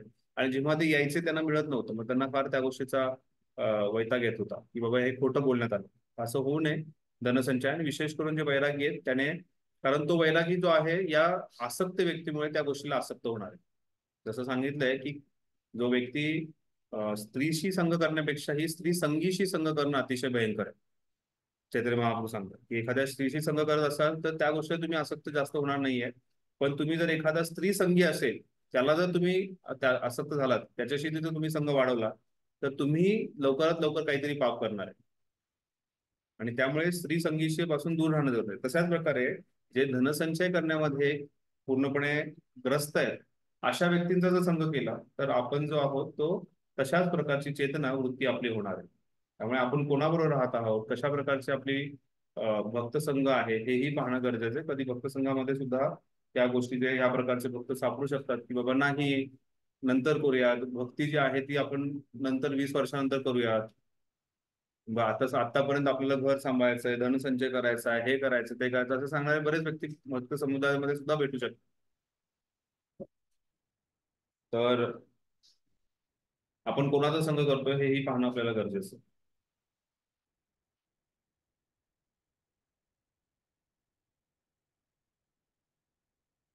कोणत्या योजना केल्याने अधिकाधिक वाढत जाईल केवळ याचाच तो विचार करीत असतो. यास्तव तो कोणतेही पापकर्म करण्यास संकोच करीत नाही आणि अवैध तृप्तीकरिता तो काळा बाजारही करतो. आपल्याकडे असलेला जमीन जुमला, कुटुंब, घर, धनसाठा इत्यादी गोष्टींनी तो मोहग्रस्त झालेला असतो आणि या गोष्टीमध्ये अधिकाधिक वृद्धी कशी होईल याचीच तो योजना आखीत असतो. जे युपीएससीची एक्झाम देतात, एमपीएससीची जे एक्झाम देतात, त्यांची एक्झाम परीक्षा जेव्हा असते तर त्यांची जी इंटिग्रिटी, ऑनेस्टी, प्रामाणिकता जी आहे त्याची तपासण्याची त्यांची एक परीक्षा आहे. त्याच्यामध्ये इंटरव्ह्यूमध्ये काही प्रश्न विचारले जातात, त्याच्यातून त्या व्यक्तीची प्रामाणिकता काय ती तपासली जाते. आणि तो व्यक्ती जेव्हा खुर्चीवरती बसतो त्याच्या खुर्चीचा एक गुण आहे की तो व्यक्ती काही कालावधीतच पूर्णपणे भ्रष्टाचार करायला सुरुवात करतो. आणि हे भ्रष्टाचार असण्याचं कारण आजूबाजूची परिस्थिती तर आहेच, पण स्वतःचा भ्रष्ट विचार आणि भ्रष्ट आचरण. त्यामुळे तो व्यक्ती जाणारे असे बरेच जण जाऊन विचार करतात. म्हणजे माझा एक खूप चांगला मित्र बालपणीचा, त्याने युपीएससी साठी भरपूर प्रयत्न केला होता. एमपीएससी मध्ये तो लगेच क्रॅक झाला आणि तो नागपूरला ऍग्रिकल्चरचा मोठा ऑफिसर, क्लास 2 ऑफिसर झाला. आणि तिथे त्याची अजिबात इच्छा नव्हती, पण त्याला आजूबाजूची परिस्थितीने त्याला खूप फोर्स केला की तू हे करायलाच पाहिजे. शेवटी 1.5 वर्षानंतर त्याने नोकरी सोडली. नंतर तो एक इन्स्टिट्यूट चालवतो ज्याच्यामध्ये मुलांना ह्या सगळ्या गोष्टींचं ट्रेनिंग देतो. आणि तो फक्त मुलांना तो विशेष करून सांगतो की तुम्हाला तर हे अर्धीच्या अडचणीत जाणार आहे, कारण तुमच्यामध्ये काहीतरी प्रिन्सिपल्स आहेत तुम्ही जीवनामध्ये करण्यासाठी. त्यामुळे तुम्ही करूच नका म्हणतो, तुम्हाला पुढे जाऊन खूप त्रास होतो. तर अशा धनसंचय करणाऱ्या आणि फसवणूक करणाऱ्या लोकांबरोबर राहिलं तर व्यक्ती जो आहे हा तशाच प्रकारची चेतना होणार आहे आणि तशाच प्रकारचा तो व्यक्ती होणार. आणि त्यामुळे भ्रष्टाचार जो आहे हा भारतामध्ये असा मुळामुळात कान्याकोपऱ्यात गेलेला आहे. म्हणजे आपला स्वतःचा जरी विचार केला, जर पोलिसांनी आपल्याला पकडलं तर आपण काय करतो? रीतसर पावती काढा असं म्हणतो का आपण? आपण फक्त हिरवी नोट, पिवळी नोट, पांढरी नोटची काय ती पुढे करतो आणि आपण त्या भ्रष्टाचाराला पुढे हे करतो. मग त्याच्या आधी सगळ्यात महत्वाची गोष्ट नियमांचं उल्लंघन करायचं नाही. आपण नियमांचं उल्लंघन केलं नसेल तर आपल्याला कसली भीती नाही, आणि त्या नियमांचं उल्लंघन केलं नाही तर आपण त्या गोष्टी. पण आता म्हणजे आता प्रॅक्टिकली बऱ्याच पाहिलं गेलं की व्यावहारिक दृष्टीने पाहिलं तर अशी सिस्टीम बनवून ठेवली की पैसे काढावेच लागतात काही ना काहीतरी करून, कुठं ना कुठून, कशासाठी. तर तरी आपण प्रयत्न करायचा की आपल्याकडून भ्रष्टाचाराला जास्त वाढावा मिळणार नाही त्याचा प्रयत्न करायचा. ठीक आहे. आपल्याकडे असलेल्या जमीन जुमला, कुटुंब, घर, धनसाठा इत्यादी गोष्टींनी तो मोहित झालेला असतो. अधिकाधिक वृद्धी कशी होईल याची त्याची योजना असते. त्याला सामर्थ्यावर विश्वास असतो, आपल्या सामर्थ्यावर विश्वास असतो आणि जे काही त्याला प्राप्त होते ते त्याच्या पुण्यकर्माचे फळ आहे हे त्याला माहीत नसते. त्याला अशा गोष्टींचा संचय करण्याची संधी दिली जाते, परंतु त्याला पूर्वकर्माची मुळीच जाणीव नसते. त्याला वाटते की केवळ स्वकष्टामुळेच त्याला आपल्याला धनप्राप्ती झाली आहे. त्यामुळे कधीही कोणाच्या डोक्यामध्ये हा विचार आला की का बरं पाश्चात्य देशातली लोक एवढे पाप करतायत तरीही त्यांच्याकडे एवढा सुख, समृद्धी, आनंद, धनसंचय कसा, आणि भारतातले लोक एवढे धार्मिक आहेत तरी त्यांच्यामध्ये एवढं दुःख का? तर हे दुःख भोगणं चांगलं आहे, हे गरिबी भोगणं चांगलं आहे, पण ह्या भारत देशात राहून तिथे व्यवस्थित जीवन जगण्यात आनंद आहे. तिथे जाऊन धनसंचय करून तशा प्रकारचं पाश्चात्य देशातल्या व्यक्तींसारखं पापमय कार्य करून पुढचं भविष्य जे आहे त्याचं पूर्ण बट्ट्याबोळ. त्यांच्या पूर्वकर्मामुळे त्यांना जे काही प्राप्त झालंय ते झालंय, पण भविष्यामध्ये ते प्राप्त होईल अशी होणारच नाही, कारण ते सध्याचं जे त्यांचं पापकर्म आहे त्याचा जो संचय वाढवत चाललेला. त्यामुळे असे आसुरी व्यक्ती आहेत, त्यांना ह्या गोष्टीचे ज्ञान नाहीये किंवा ह्या गोष्टीने पूर्णपणे मोहग्रस्त झालेत आणि विसर पडलेला आहे ह्या सर्व गोष्टींचा. कित्येक लोकांना हीच अपेक्षा आहे की आपण जावं, परदेशामध्ये जायचंय, परदेशात राहायचंय, तिथे भरपूर धनसंचय करायचा आहे, तसं परदेशी व्यक्ती जो आहे तशा प्रकारचं ऐश्वर्य जगायचंय. काय ठेवलंय भारतामध्ये? किती जरी इथून भारतातून गेलेले मुलं मुली जे आहेत हाच विचार करतात, काहीच नाहीये. म्हणजे जो मुलगा ज्याने 20 वर्ष इथे काढले तो फक्त 1 वर्षात परत आल्यानंतर it is so dirty here, किती घाण आहे इथे. अरे म्हणलं तुला जाऊन 1च वर्ष झाले, 365 दिवस पूर्ण झालेले नाहीयेत, तू लगेच बोलाय रस्ते किती खराब आहेत प्रभूजी, आम्ही तिथे राहतो, आम्ही हे. अरे म्हणलं ठीक आहे, लागला हवा लागली पूर्णपणे. तर तिकडचं ऐश्वर पाहून, म्हणजे कुठेही, फक्त तिकडचं नाही, तो जर स्वर्गात गेल्यानंतर ते हे पूर्ण हे भूतल तर असं एकदम तुच्छ वाटेल, एकदम गटारासारखं वाटेल. त्याच्या वरच्या लोकांना गेल्यानंतर स्वर्ग गटारासारखं वाटेल. मग ह्याच गोष्टी पाहत राहायचंय का? ह्याच गोष्टींचा संचय करायचा आहे का? पाप आणि पुण्याचा संचय करायचा का? नाही, आपल्याला ह्या सर्व गोष्टीतून बाहेर पडायचं आहे. आणि त्यामुळेच ह्या आसुरिक प्रवृत्ती ज्या आहेत त्यांचा मुळापासून नाश करणं गरजेचं आहे, कारण ही आसुरिक प्रवृत्ती कधी, कोणत्या परिस्थितीमध्ये, कोणत्या कारणामुळे बाहेर येईल हे आपल्याला माहित नाहीये. आणि त्याच्या व्यतिरिक्त आपले आचार्य त्यांनी इतकं उत्कृष्ट उदाहरण आपल्या समोर ठेवलेलं आहे. म्हणजे रघुनाथ दास गोस्वामी असू देत, त्यांचं वैराग्याचं उदाहरण घ्या, रूप गोस्वामीपाद, सनातन गोस्वामीपाद, एवढी संपत्ती सोडून, त्यांच्याकडे जेवढी संपत्ती होती, त्यांच्याकडे लाखोनी सोन्याच्या नाणी होती, त्यांच्याकडे सोन्याची नाणी. आपल्याकडचे लाखो 1 रुपयाचे किंवा 10 रुपयाचे नाणे नाहीत, सोन्याची नाणी. एवढी संपत्ती, एवढा मान सन्मान, तिकडचा नवाब जो त्यांच्याशिवाय कार्य करू शकत नव्हता, आणि हे सगळं एका रात्रीत सोडून येणं एवढं विशेषता आहे. त्यांना कुठेही धनसंचय करायची इच्छा नव्हती. त्यावेळेस त्यांना या गोष्टीतून बाहेर पडायचं होतं, त्यांनी फक्त श्रीमद भागवताचा आश्रय घेतला. प्रभुपाद सुद्धा एक, म्हणजे प्रभुपादांबद्दल असं वर्णन करण्यात येतं की he was a very good businessman. प्रभुपादांनी, काही जणांचं असं म्हणणं आहे की प्रभुपाद भारतातून अमेरिकेत गेले आणि अमेरिकेमध्ये जाऊन त्यांनी एवढा मोठा बिझनेस स्थापन केला, जर त्या बिझनेसच्या दृष्टीने विचार केला तर प्रभुपादही खूप काही करू शकत होते. पण जेव्हा त्यांना कळालं की भगवंत माझ्याकडून काढून घेतात, त्यांनी सर्व काही सोडून दिलं. त्यामुळे आपल्याला जीवनाचे आदर्श हे आहेत. आपल्या जीवनाचा आदर्श धीरूभाई अंबानी किंवा मुकेश अंबानी किंवा अनिल अंबानी नाहीये. आपल्या जीवनाचा आदर्श जो आहे हा बिल गेट्स नाहीये. आपल्या जीवनाचा आदर्श काय, तो इलेक्ट्रिक गाड्यांवाला इलॉन मस्क नाहीये. आपल्या जीवनाचा आदर्श जो आहे ते उत्कृष्ट आचार्य आहेत. आणि वारंवार आपल्याला ह्या गोष्टीची आठवण, मी काही दिवसापूर्वी ह्या गोष्टीचा विचार करत होतो की मी खरंच हा प्रयत्न करतोय का की मला भगवद्धामात जायचं, की माझा प्रयत्न जो आहे, मग कुठलीही सेवा करताना, कुठल्याही प्रकारचे वस्त्र परिधान करताना, की कुठल्याही प्रकारच्या गोष्टी ग्रहण करताना, कोणत्याही व्यक्तीच्या लोकांबरोबर राहताना, हा माझा प्रयत्न चाललाय का की मी जी एक शिडी आहे, मग ती मॅनेजमेंटची शिडी असेल किंवा प्रतिष्ठेची शिडी असेल किंवा एक वरिष्ठ असण्याची शिडी आहे, ती शिडीवर चढण्याचा प्रयत्न करतोय, ती मी एक प्रामाणिक शिष्य बनून, भगवंतांचा एक प्रामाणिक भक्त बनून राहण्याचा प्रयत्न करतो आणि त्या दृष्टीने प्रगती करतोय. कारण प्रगती जी आहे या दृष्टीने होऊ शकते. इस्कॉन मध्ये राहून सुद्धा, एका संस्थेत राहून, एका आध्यात्मिक संस्थेत राहून सुद्धा व्यक्ती पूजा लाभ प्रतिष्ठेनुसार त्या प्रकारे जी आहे ती एक शिडी आहे. एक पूजा लाभ प्रतिष्ठेची शिडी धार्मिक संस्थानामध्ये पण आहे आणि एक आहे एक भगवंतांकडे प्राप्त करण्याची शिडी. मग आपण कुठल्या शिडीवरती चालतोय आणि तिथे जाण्याचा प्रयत्न करतोय. मी त्याच्यासाठी प्रचार करतोय का, मी त्याच्यासाठी भक्तिशास्त्री क्लास देतोय का, मी का त्याच्यासाठी लोकांना जमा करतोय का, हे पाहणं गरजेचं आहे. की त्याच्यासाठी मी कुठल्या तरी मॅनेजमेंटच्या शिडीमध्ये जातोय का, हे पाहणं फार गरजेचं आहे. आपण इथे सर्वजण वारंवार स्वतःला आठवण करून देण्याची गरज आहे की आपण इथे भक्त बनण्यासाठी आलो, श्रीकृष्णाचे दास बनण्यासाठी आलेलो, आणि त्या भावनेने आपण जे आहे हे आपलं जीवन मार्गक्रमण करणं गरजेचं आहे. त्यामुळे आसुरिक प्रवृत्ती आपल्या जीवनातून काढणं गरजेचं आहे. श्लोक क्रमांक 17.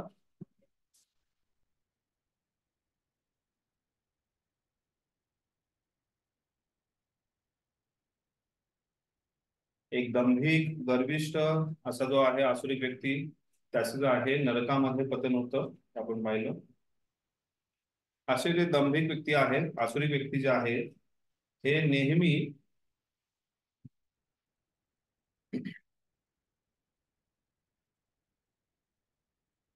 हिपोक्रिटिकल म्हणजे मराठीमध्ये हिपोक्रिटिकलला मराठीत काय म्हणतो?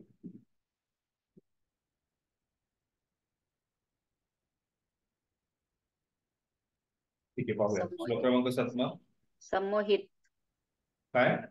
संमोहित. स्वहित. समूहात अडकलेले. भोंदूगिरी. त्यांचा जो स्वभाव असतो हा फसवणुकीचा असतो. ते जे आहेत हे भोंदूगिरी करणारे आहेत. प्रभात नेहमी म्हणायचे, this material world is full of cheaters and cheated. या भौतिक जगतामध्ये सर्व फसवणारे आणि फसणारे. श्लोक क्रमांक 17. आत्मसंभाविता स्तब्धा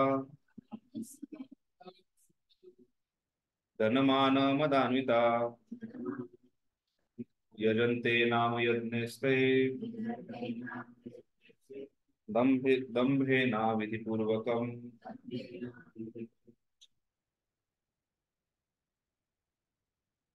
आपल्याला श्रेष्ठ मानणारे आणि सदैव उद्धट असणारे, धन आणि खोट्या प्रतिष्ठेने मदांध झालेले आसुरिक लोक कधी कधी शास्त्राच्या विधिविधानांचे पालन न करता अहंभावामुळे केवळ नाममात्र यज्ञ करतात. तर फक्त नाममात्र यज्ञ करतात, यज्ञ करायचे म्हणून करतात, त्यात त्यांना काही अर्थ नाहीये. म्हणजे असे सध्या इलेक्शन जोरावरती आहे आणि त्यामुळे असे बरेच अधर्मी जे आहेत ते धर्माचं प्रदर्शन करतात. फक्त नाममात्र की असं धर्माचं प्रदर्शन केल्यानंतर जे आहेत मला अमुक ठिकाणी हे मिळेल. तर अशा अहंभावामुळे केवळ नाममात्र यज्ञ करतात. असे बरेचसे लोक आहेत ज्यांना वाटतं की बाबा हा अमुक यज्ञ केला तर मला काहीतरी पूजा लाभ प्रतिष्ठा प्राप्त होणार आहे, काहीतरी मला जे प्राप्त करायचे धन आहे ते धन प्राप्त होणार आहे, सौंदर्य प्राप्त होणार आहे, चांगला ऐश्वर्य, चांगलं शरीर प्राप्त होणार आहे, आणि म्हणून ते कार्य करतात. किंवा एक दिखावा म्हणून असे कित्येक लोक असतात ज्यांच्याकडे हे हमारे गुरुजी आहे, म्हणजे गुरुजींना घरी घेऊन येणं, त्यांचा सन्मान करणं, त्यांचे पाय धुणं, हे सगळं करतात, पण गुरुजींनी सांगितलेलं एकाही वचनाचं पालन करत नाही. ते गुरुजी फक्त नाममात्र गुरुजी आहेत. असे खूप मोठी घराणे ज्यांचे मोठे गुरुजी आहेत, पण त्या गुरुजींचं कुठेच ते पालन करत नाही. त्याला काहीच अर्थ नाही. आपल्याला श्रेष्ठ मानणारे, सदैव उद्धट असणारे, धन आणि खोट्या प्रतिष्ठेने मदांध झालेले आसुरिक लोक कधीही शास्त्रांच्या विधिविधानांचे पालन न करता अहम भावामुळे केवळ नाममात्र यत्न करतात. शास्त्रांचं विधिविधानाचं पालन केलं ना की ह्या सर्व गोष्टी विरुद्ध होणार आहेत. ह्या सर्व गोष्टीतून तो व्यक्ती मुक्त होणार आहे. तर अशा प्रकारचं त्याचं जे आहे एक थोतांड आहे, एक एक भोंदूगिरी जो आहे, एक फसवणुकीचा स्वभाव असतो हा राक्षसी वृत्तीचा. श्लोक क्रमांक 18. अहंकारं बलं दर्पं कामं क्रोधं च संश्रिताः मामात्मपर देहेषु पदिष्यन्त अभ्यसूयकः. मिथ्या अहंकार, बल, गर्व, काम, क्रोध यामुळे मोहित झालेले आसुरिक लोक आपल्या देहामध्ये आणि इतरांच्या देहांमध्ये स्थित असणाऱ्या भगवंतांचा द्वेष करतात आणि खऱ्या धर्माची निंदा करतात. भगवंतांची प्रतीची ईर्षा आणि द्वेष जे आहे हे सगळ्यात मूळ कारण आहे. अशी भगवंतांची द्वेष आणि ईर्षा केल्यामुळे ते जे प्रमुख जो धर्म आहे, जीवेल स्वरूप कृष्ण नित्यदास स्वभाव आहे, प्रत्येक जीवाने आपला धर्म आहे भगवंतांशी संबंध जोडण्याचा, या सर्व गोष्टींची ते निंदा करतात. आणि त्यांच्यामध्ये मिथ्या अहंकार, बल, गर्व, काम आणि क्रोध हे अतिशय प्रबळ झाल्यामुळे अतिशय मोहित झालेले असे आसुरिक लोक जे आहेत ते आपल्या देहामध्ये इतरांच्या देहात स्थित असणाऱ्या भगवंतांचा द्वेष करतात. आसुरी मनुष्य भगवंतांच्या श्रेष्ठतेला विरोध करतो आणि त्यांच्या शास्त्रावर विश्वास नसतो.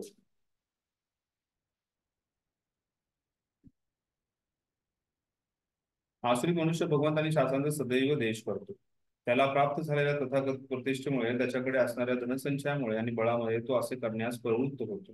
त्याला माहित नसते की वर्तमान जीवन म्हणजे पुढील जन्माची तयारी आहे. त्याला हे माहित नसल्यामुळे वस्तुतः तो स्वतःचाच व त्याच्याबरोबर इतरांचाही द्वेष करीत असतो. यामुळे तो स्वतःच्या आणि इतरांच्या शरीराचा हिंसाच करीत असतो. तो अज्ञानी असल्यामुळे भगवंतांच्या निर्णयाची पर्वा करीत नाही. भगवंतांच्या आणि शास्त्रांच्या द्वेषी असल्यामुळे तो परमेश्वराच्या अस्तित्वाबद्दल वादविवाद करतो आणि शास्त्र प्रमाणांची अधिकृतता नाकारीत आपले प्रत्येक कर्म करताना तो स्वतःला स्वतंत्र आणि सामर्थ्यशाली समजतो. आपल्या इतके बल, सामर्थ्य आणि धन इतर कोणाकडेच नाही असे वाटत असल्यामुळे तो वाटेल तसे वागतो आणि त्याला वाटते की आपल्या कोणीही रोखू शकत नाही. त्याच्या इंद्रिय तृप्तीची आड येणारा कोणी शत्रू असेल तर त्या शत्रूला स्वबळावर नष्ट करण्याची योजना तो आखतो. खूप उदाहरण आहेत असे जीवनामध्ये, असे विचित्र लोक. एकदा परमपूज्य राधानाथ स्वामी महाराज अमेरिकेमध्ये प्रचार करत होते आणि प्रचार करता असताना युनिव्हर्सिटीमध्ये प्रचार करत होते. ते काही मोठ्या प्रतिष्ठित युनिव्हर्सिटीमध्ये गेले आणि ते युनिव्हर्सिटीमध्ये एक ब्रांच होती. एक त्या ब्रांचचं नावच असं होतं की स्पिरिच्युअल डिपार्टमेंट, म्हणजे स्पिरिच्युअल नॉलेज घेण्याचं एक डिपार्टमेंट. तर तिथे आतमध्ये गेल्यानंतर महाराज परवानगी घ्यायला गेले होते की मलाही काहीतरी स्पिरिच्युअल गोष्ट करायच्यात, मीही मॉन्क आहे, मी एक साधू आहे आणि प्रचार करायचा आहे भगवंतांबद्दलचा.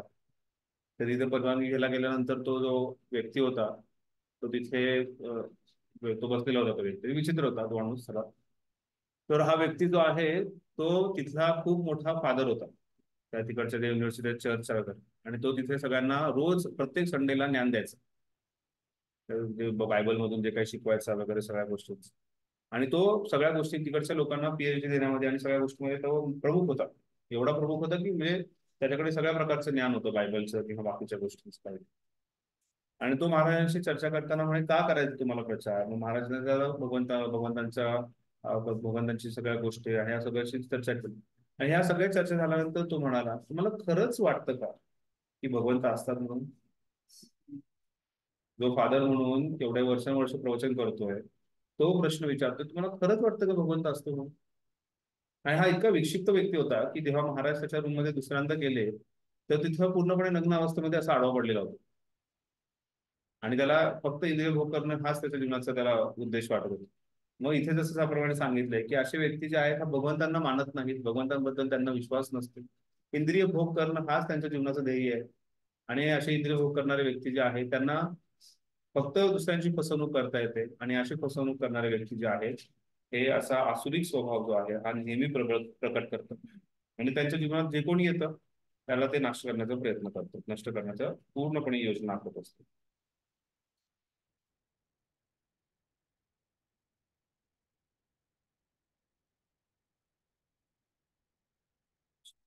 श्लोक क्रमांक 19. काही प्रश्न आहे आतापर्यंत चर्चेवरती? तानहं द्विषतः पुराण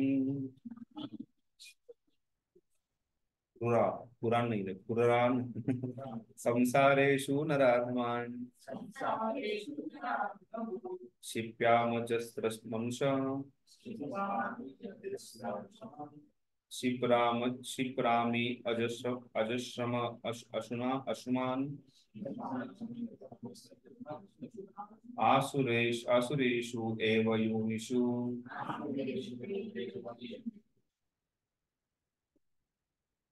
जे द्वेषी, क्रूर आणि नराधम आहेत त्यांना मी चिरकालासाठी भवसागरातील विविध आसुरिक योनीत टाकीत असतो.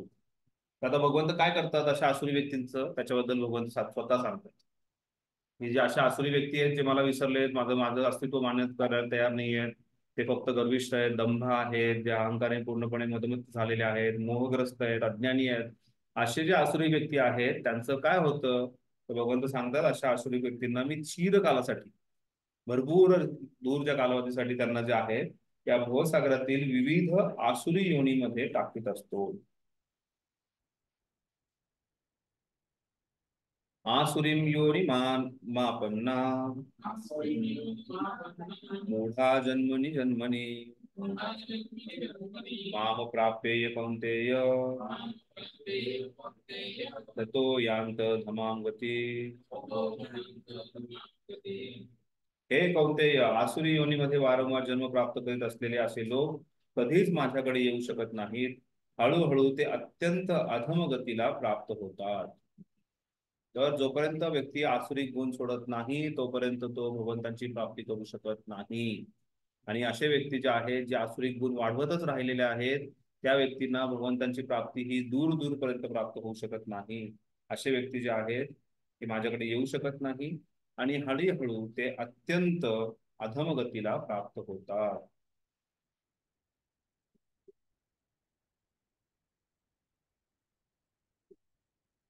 काही प्रश्न आहे कोणाचा? श्लोक क्रमांक 19-20 वर.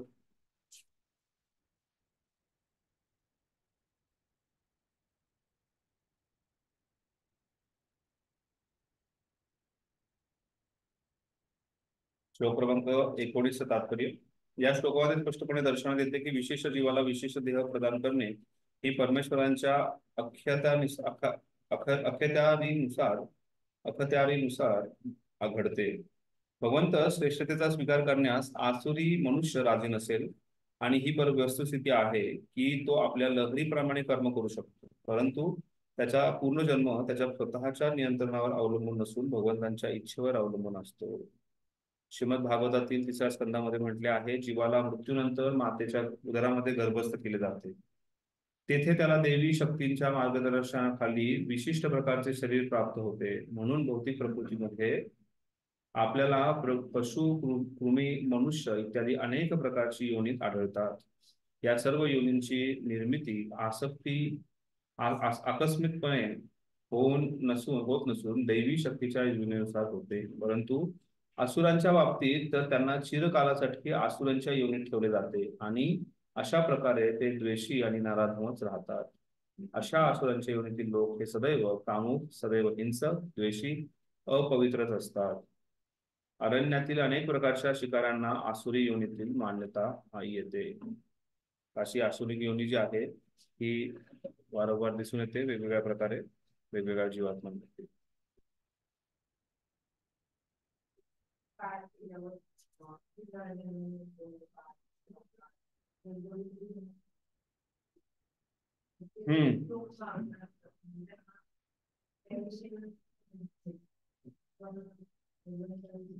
बरोबर. फक्त त्यांना एकदा हा प्रश्न विचारा की हे सगळं जाणल्यानंतर तुम्ही करणार काय, पुढे करणार काय? जर तुम्हाला कळालं की हे असं कर्म केल्यानंतर मनुष्य बनतो, असं केल्यानंतर गाढव बनतो, असं म्हणल्यानंतर गाई बनतो, तुम्ही करणार काय? ते तुम्ही बदल करणार आहे तुमच्या जीवनामध्ये की नाही हे विचार न करा.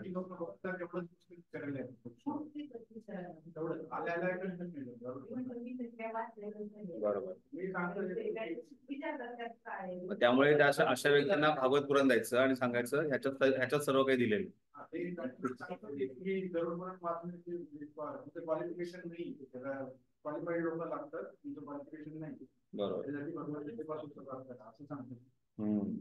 गरुड पुराणापर्यंत पोहोचण्याच्या आधी भगवद्गीतेपासून सुरुवात करा, हे महत्वाचं. ठीक आहे. श्लोक क्रमांक 21.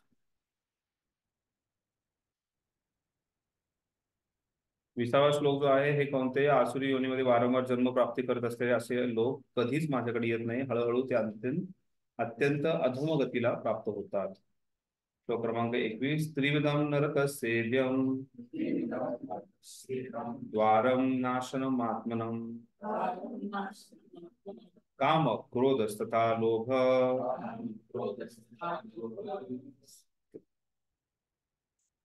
समादेत्य त्रयं तज्जते तस्मात् एतं त्रयं तज्जते. काय? तर नरकाचे 3 द्वारे कोणते आहेत? काम, क्रोध आणि लोभ ही नरकामध्ये जाणारी 3 द्वारे आहेत. प्रत्येक बुद्धिमान मनुष्य त्याचा त्याग केला पाहिजे, कारण या तिन्हीमुळे आत्माचा विनाश होतो. त्रिविधम नरकस्येदम द्वारम, अशा प्रकारचे 3 नरकाला जाण्याचे द्वार आहेत. कोणते? काम, क्रोध तथा लोभ. काम, क्रोध आणि लोभ हे 3 नरकाला जाणारे द्वार आहेत. प्रत्येक बुद्धिमान मनुष्याने त्याचा त्याग केला पाहिजे, कारण या तिन्हीमुळे आत्म्याचा विनाश होतो. त्यामुळे आपल्याला वारंवार सांगितलं जातं की प्रत्येकाने ब्रह्मचारी, गृहस्थ, वानप्रस्थ किंवा संन्यास आणि काम वासनेपासून दूर राहायला पाहिजे. आणि त्यासाठी प्रत्येकाने व्यवस्थित ब्रह्मचर्याचं पालन केलं पाहिजे. म्हणजे प्रभुपादांनी पहिल्यांदा गृहस्थ ब्रह्मचारी म्हणून जी एक टर्म आहे, जी आहे ती व्याख्या जी आहे ती प्रभुपादांनी बनवली. गृहस्थ जीवनात असताना सुद्धा स्त्री आणि पुरुष आणि दोघांनीही व्यवस्थितपणे ब्रह्मचर्याचं पालन केलं पाहिजे. आणि वानप्रस्थ, संन्यास आणि ब्रह्मचारी यांनी तर काटेकोरपणे ब्रह्मचर्य जीवनाचं पालन केलंच पाहिजे. ज्याच्याद्वारे त्याची जी काम वासना आहे ती वासना दूर होईल. क्रोध आणि लोभ याही अतिशय महत्वाच्या गोष्टी आहेत. म्हणजे बऱ्याच वेळा व्यक्ती जो आहे हा फक्त कामवासना, काम जो हा अनर्थ आहे त्याच्यावरती फोकस करतो, पण त्याच्याच बरोबर आपल्यामध्ये लोभही खूप आहे, हेही पाहणं गरजेचं आहे. आपण लोभी आहोत तर त्यातून बाहेर निघण्याचा प्रयत्न करायचा आहे. आणि क्रोध तर प्रत्येक वेळेस दिसून येतो. क्रोध व्यक्त केल्यानंतर आपण विसरूनही जातो, पण तो विसरून जाऊन योग्य नाहीये. त्यातून बाहेर निघणं हे अतिशय गरजेचं आहे. का गरजेचं आहे? कारण हे 3 नरकाला जाणारी द्वार आहेत. म्हणजे असं एखादा दरवाजा आहे त्याच्यावरती लिहिलंय नरक, आपण जाणार नाही तिकडे, पण त्याच्यासाठी तिकडे जाणारे ज्या मार्ग आहेत, त्यात ज्या काही ज्या प्रेरक गोष्टी नाही आहेत त्या जतन करून ठेवलेल्या आहेत. त्या आवडत्या गोष्टी आहेत, जमवून ठेवलेल्या आहेत, सोडायचं नाही आहेत. तर त्या सोडल्यानंतर आपण नरकाच्या द्वाराकडे जाणार नाही. आसुरी जीवनाचा आरंभ कसा होतो हे या ठिकाणी वर्णलेले आहे.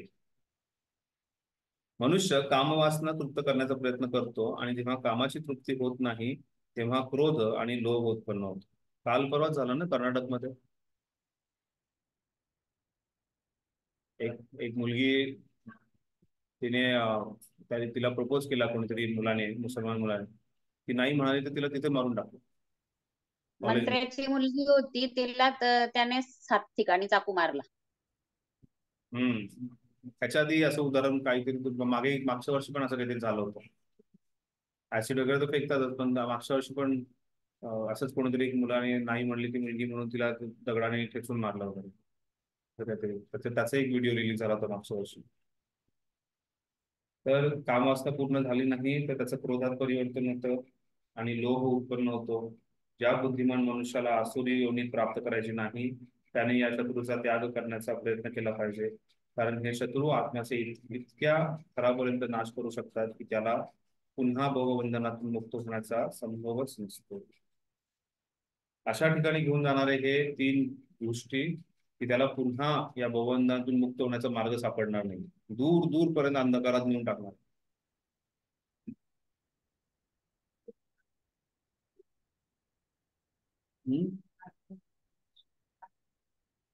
आत्म्याचा विनाश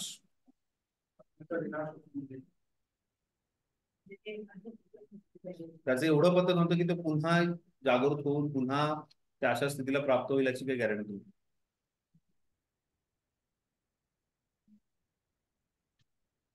जोपर्यंत तुमच्यासारखं कोणी भक्त त्याच्यावरती कृपा करणार नाही तोपर्यंत त्या भवबंधनातून मुक्त होणार नाही. त्यामुळे जारे देखो तारे कहो कृष्ण उपदेश. चैतन्य महाप्रभूंची आज्ञा आहे की जे कोणी तुम्हाला भेटेल त्याला कृष्णाचा उपदेश देणं गरजेचं. भजो कृष्ण, बोलो कृष्ण, करो कृष्ण शिक्षा.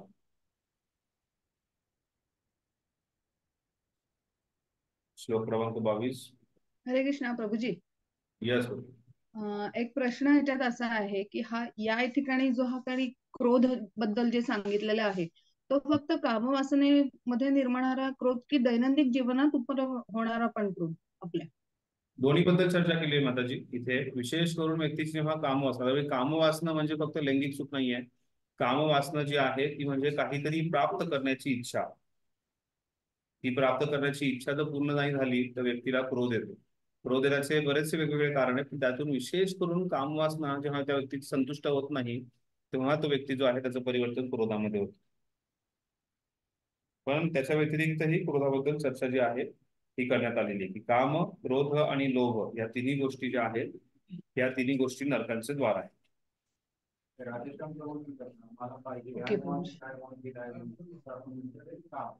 बरोबर.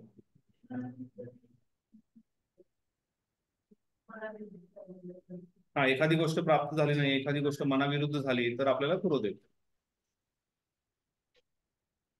सर्वात महत्वाचा मुद्दा आहे इथे की हे तीन जे आहेत हे नरकाचे द्वार आहेत आणि यातून आपल्याला मुक्त व्हायचं आहे. ओके प्रभू. श्लोक क्रमांक 22. एतैर्विमुक्त कौन्तेय तमोद्वारे स्त्रिभिर्नः आचरत्या मनः श्रेयस् ततः याति परां गतिम्. हे कौन्तेय, जो मनुष्य नरकाच्या या तीन द्वारातून सुटला आहे तो आत्मसाक्षात्कारी श्रेयस्कर असे कार्य करतो आणि क्रमशः परमगतीला प्राप्त होतो. तात्पर्य, काम, क्रोध, लोभ हे मनुष्य जीवनाचे शत्रू आहेत आणि मनुष्याने यांच्यापासून फार सावध राहिले पाहिजे. जितक्या प्रमाणात मनुष्य काम, क्रोध आणि लोभ यांच्यापासून मुक्त होतो तितक्या प्रमाणात त्याचे जीवन शुद्ध होते. नंतर तो वेदोक्त विधानांचे पालन करू शकतो. मनुष्य जीवनाच्या नियमक तत्वांचे पालन करून हळूहळू आध्यात्मिक साक्षात्काराच्या स्तरापर्यंत तो उन्नत होऊ शकतो. त्यामुळे श्रील प्रभुपादांनी जेव्हा 4 नियमांचं पालन करायला सांगितलं ते आध्यात्मिक उन्नतीसाठी आहे. कारण जो व्यक्ती जेव्हा 4 नियमांचं पालन करतो तो मनुष्य स्तरावरती येतो. जेव्हा तो 4 नियमांचं पालन करतो त्यावेळेस म्हणजे मिथ्या त्याच्यामधला जो अहंकार आहे तो दूर होतो. त्याच्यामध्ये जुगार खेळण्यामुळे व्यक्ती लोभी होतो, तो दूर होतो. व्यभिचार केल्यामुळे जो कामवासना आहे त्याच्यापासून तो दूर होतो. व्यभिचार न केल्यामुळे, जुगार न खेळल्यामुळे लोभापासून दूर होतो. किंवा या गोष्टी करत असताना जो क्रोध निर्माण होऊ शकतो त्या क्रोधातूनही तो निर्माण दूर होतो. त्याच प्रकारे मांसाहार आणि नशापानासारख्या गोष्टी करून तमोगुण आणि रजोगुणातून तो मुक्त होतो. तर अशा प्रकारे ह्या सर्व गोष्टींद्वारे आपल्याला दूर ठेवण्यात आले. आणि आपणही आपल्या जीवनामध्ये पाहतो ज्या प्रकारे आपण हळूहळू प्रगती करत आहोत, हळूहळू या गोष्टींचं पालन करतोय त्यावेळेस आपली आध्यात्मिक रुची वाढते आणि ही जी इंद्रिय भोग करण्याची वृत्ती जी आहे ती कमी होते. आणि त्यामुळे प्रभुपादांनी नेहमी सांगितले की इंद्रिय तृप्ती आणि कृष्ण भक्ती या दोन्ही गोष्टी एकमेकांपासून दूर जाणार आहेत. त्या कधीही एकमेकांच्या हातात हात घालून जाणार नाही. म्हणजे एखादा व्यक्ती त्याने पाण्यामध्ये 2 बोटींवरती प्रवास करतो. एका बोटीमध्ये एक पाय ठेवला, दुसऱ्या बोटीमध्ये एक पाय ठेवला, तो प्रवास करू शकणार आहे का? नाही. 2 बोटी 2 वेगळ्या खाली गेल्यानंतर भवसंसारात, भवसागरात कुठल्या कुठे जाऊन पडेल कळणार नाही. त्यामुळे आपल्याला एका बोटीवरती येणं गरजेचं. आपल्याला ठरायचं कोणत्या बोटीवरती यायचं, इंद्रिय भोगाच्या की कृष्ण भक्तीच्या. ठरवलं ना सगळ्यांनी?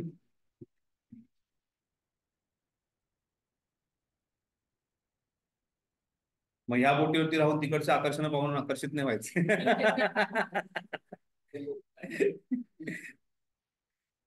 अशा आचरणाद्वारे मनुष्य कृष्ण भावनेच्या स्तरापर्यंत उन्नत होण्याइतका भाग्यवान असेल तर त्याची यशप्राप्ती सुनिश्चित असते. वैदिक शास्त्रामध्ये मनुष्याच्या शुद्धीकरणाकरता कर्म आणि कर्मफले त्यांच्या विधींचा निर्देश केलेला आहे.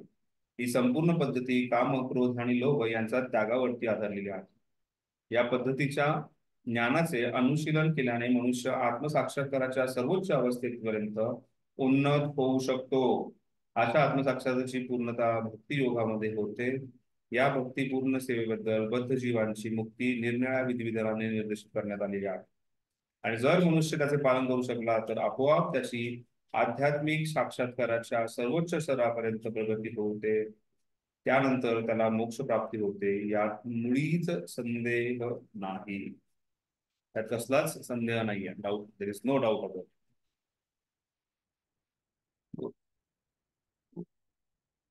श्लोक क्रमांक 23 आणि श्लोक क्रमांक 24 हे दोन शेवटचे श्लोक या अध्यायाचे. श्लोक क्रमांक 23 मध्ये आपण पाहतो की हा आसुरिक व्यक्तीबद्दल काय सांगितलंय की हा अज्ञानात असतो. आणि दुसरी गोष्ट, तो शास्त्रांचं पालन करत नाही. तर जो शास्त्रांचं पालन करत नाही त्याचं काय होतं?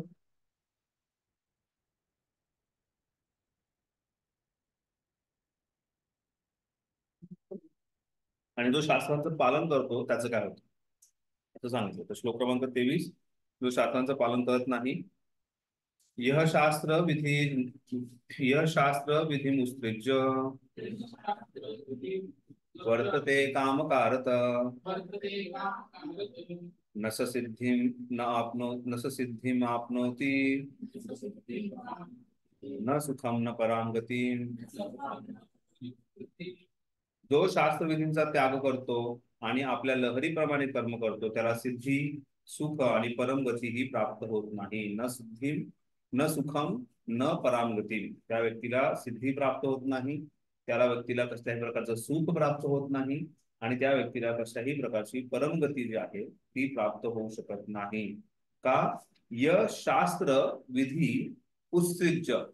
जे शास्त्राची विधी जी आहे ती त्याचं पालन करत नाही तो वर्तते कामकारता. आणि तो आपलं जे काम आहे किंवा जे कार्य आहे आपल्या मर्जीनुसार, आपल्या लहरीनुसार करतो. वर्तते कामकारता. अशा व्यक्तीचं काय होतं? न स सिद्धिम आपनोती. अशा व्यक्तीला कसल्याही प्रकारची सिद्धी जी आहे ती प्राप्त होणार नाहीये. आणि न सुखम न परामगती. ना सुखही प्राप्त होणार आहे न परामगती, परमगती जी आहे ती प्राप्त होणार आहे. परमगती पूर्वीच्या वाक्याने आलाच. अच्छा, गर्ल्स काय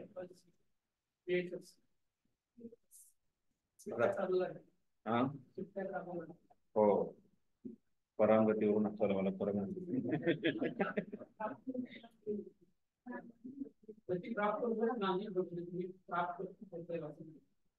गती प्राप्त होणार आहे. न सुखम न परामगती. परामगती ही प्राप्त होणार नाहीये. न सुखही प्राप्त होणार नाही. पूर्वीच वर्णापर्यंत विविध वर्णांसाठी आणि आश्रमांसाठी शास्त्रविधी घालून देण्यात आलेल्या आहेत. आपण वाचलंय, आठवते? वेगवेगळ्या वर्णांसाठी वेगवेगळ्या प्रकारची शास्त्रविधी घालून दिलेली. कुठे सांगण्यात आलंय?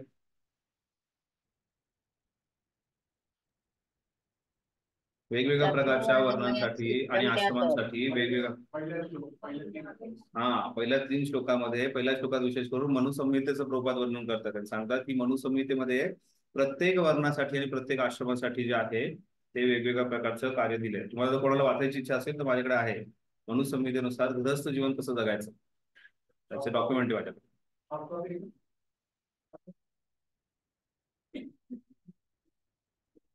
वाचल्यानंतर पालन करावं लागेल.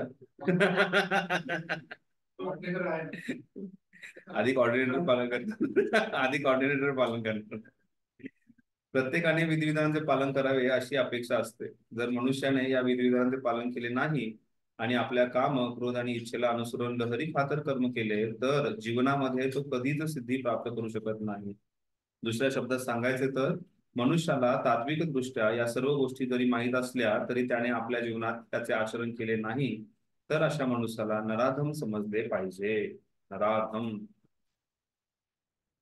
कुठे वर्णन येतं नराधमाचं?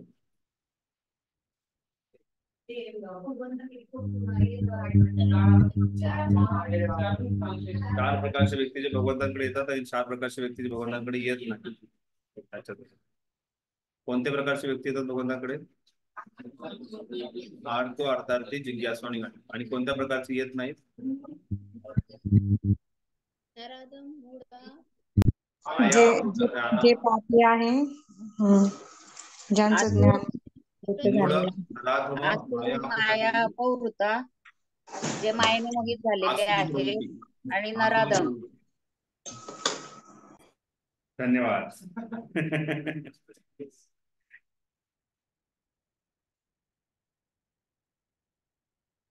मनुष्य जीवनात जीवाने सदाचारी असावे आणि परमोच्च सिद्धी अवस्थेपर्यंत प्रगती करण्याकरता निर्देशित करण्यात आलेल्या नियमांचे पालन करावे अशी त्यांच्याकडून अपेक्षा असते. अशा नियमांचे त्याने पालन केले नाही तर त्याचे अधपतन होते. कामकारक हा शब्द अत्यंत महत्वपूर्ण आहे. जो मनुष्य जाणूनबुजून नियमांचे उल्लंघन करतो तो कामाच्या आहारी जाऊन कर्म करीत असतो.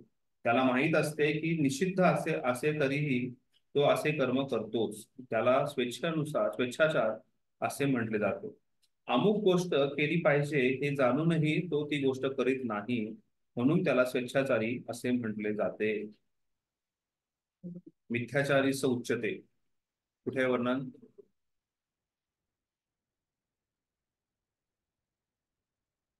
शोधायचंय. मिथ्याचारी कोणाला म्हटलेलं आहे आणि कुठे म्हटलेलं आहे? खूप छान श्लोक आहे. जो व्यक्ती समाधीमध्ये स्थित असल्याचं नुसतं नाटक करतो, आतमध्ये त्याच्या विचारांचे वेगवेगळे विचार चालू असतात, पण त्याला मिथ्याचारी म्हणतात. बरोबर आहे. श्लोक फैलू वैराग्य दाखवतो तो.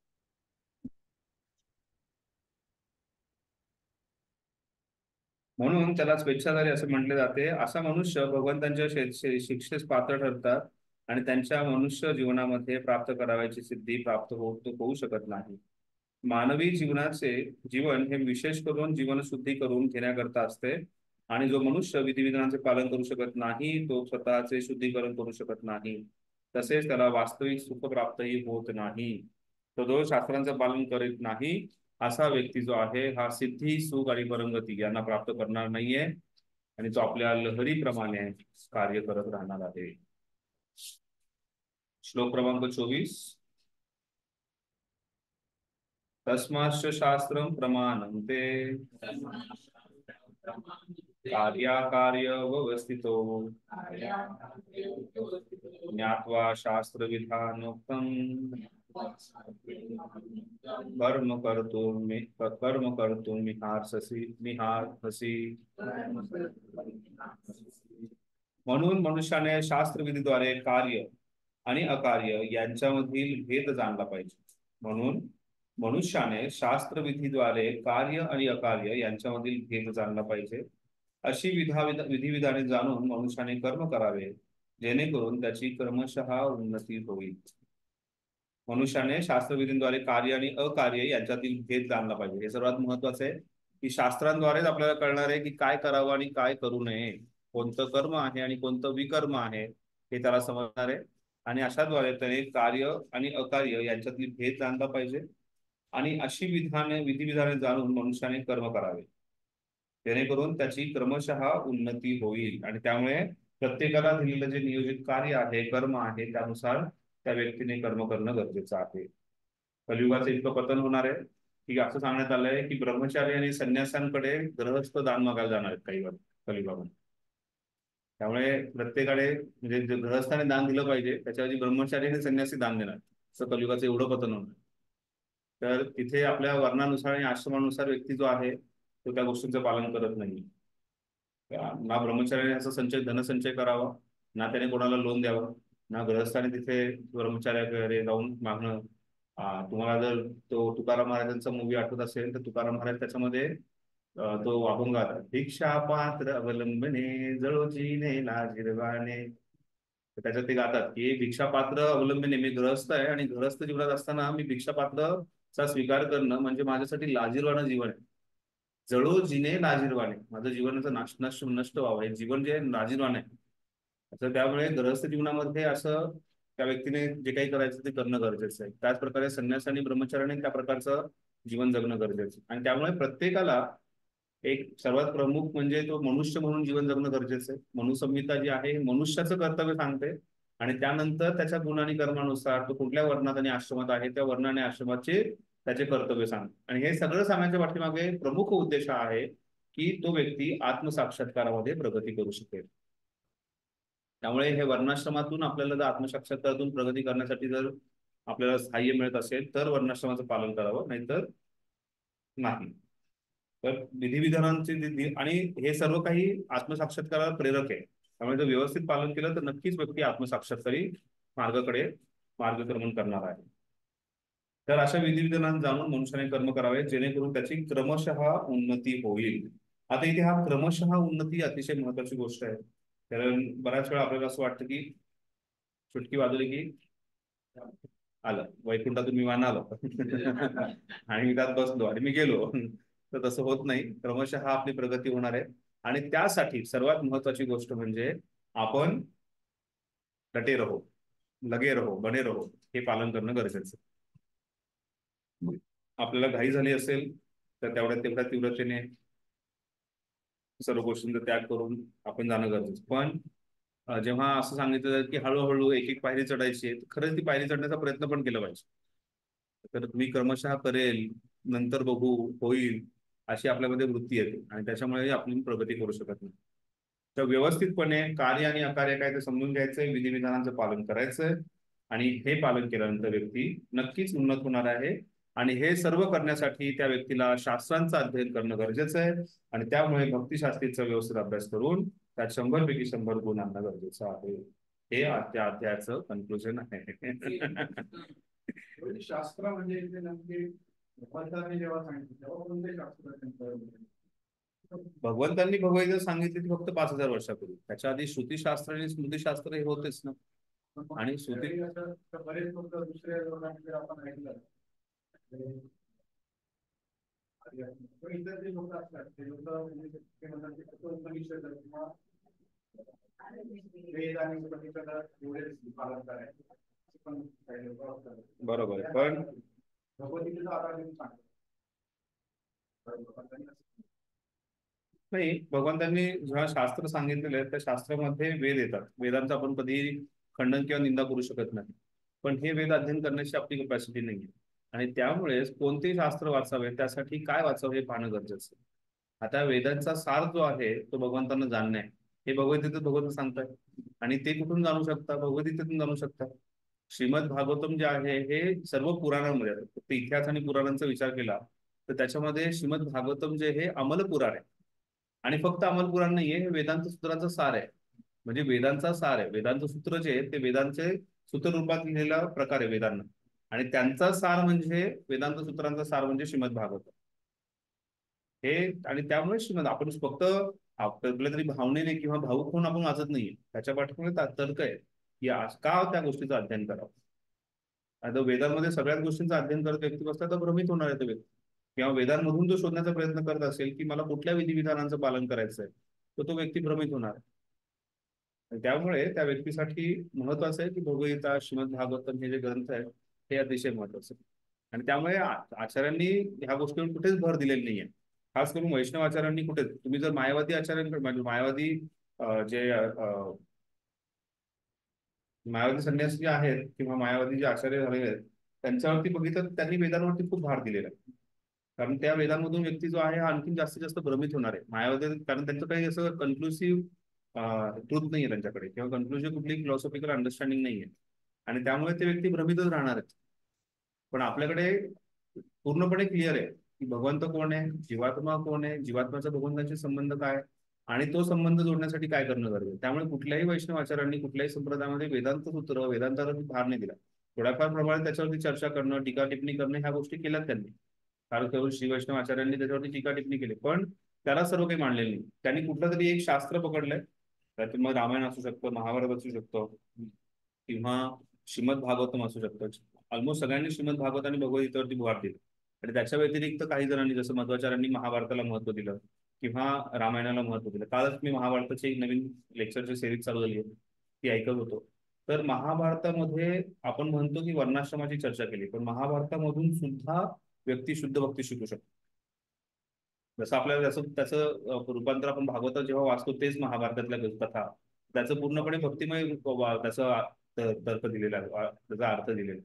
तर महाभारतातून सुद्धा व्यक्तीला शुद्ध भक्ती कळू शकते. त्यामुळे मध्वाचार्य जेव्हा महाभारतावरती जास्त भार देतात तर त्याच्या पाठीमागे एक कारण आहे की कारण त्याच्यातूनही त्या भगवंतांप्रतीची आसक्ती, शुद्ध भक्ती जे आहे ते वर्णनाचा प्रयत्न करतात. त्यामुळे शास्त्र म्हणजे काही थोडकेच आहेत, त्याचंच अध्ययन करणं गरजेचं आहे. सगळ्याच गोष्टींचं अध्ययन करत राहिलं तर माणूस फक्त कन्फ्युज होणार.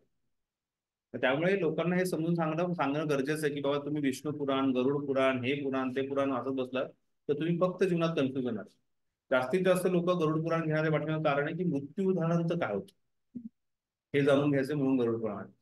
पण मृत्यू झाल्यानंतर काय होतं त्यासाठी काय करायचं हे विसरून जातात. त्यामुळे ते लोकांना समजून सांगणं गरजेचं आहे की त्या मृत्यूनंतर तुमची व्यवस्थित गती होण्यासाठी काय केलं पाहिजे. त्यासाठी तुम्हाला भगवद्गीता भागवताचं अध्ययन करतो. आणि भगवद्गीता का खास करून भगवद्गीतेबद्दल जो चर्चा करायची असेल की यस स्वयं पद्मनाभस्य मुख पद्मात विनिश्रुता, काय सांगितलंय की हे स्वयं पद्मनाभांच्या मुखातून प्रदान झालेलं अमृत आहे. हे असं अशी ऐतिहासिक गोष्ट नाही येते. यस स्वयं पद्मनाभस्य, जसं वेद भगवंतांच्या मुखातून आले तशाच प्रकारे भगवद्गीता सुद्धा भगवंतांच्या मुखातून. आणि त्यामुळे भगवद्गीता जी आहे ही उपनिषद आहे, गीतोपनिषद त्याला म्हटलं जातं. हे साधारण उपनिषद नाही आणि गीतोपनिषदाला खूप महत्वाचं स्थान दिलेलं आहे. आणि त्यामुळे आपण हे उपनिषद म्हणून वाचा, याला एक स्मृती पुराण, त्याला एक इतिहास म्हणून वाचा, पण तुम्ही हे शास्त्र वाचा. त्याच्या व्यतिरिक्त काहीतरी वाचण्याचा प्रयत्न केला तर तुम्ही जास्तीत जास्त भ्रमित होणार. ठीक आहे.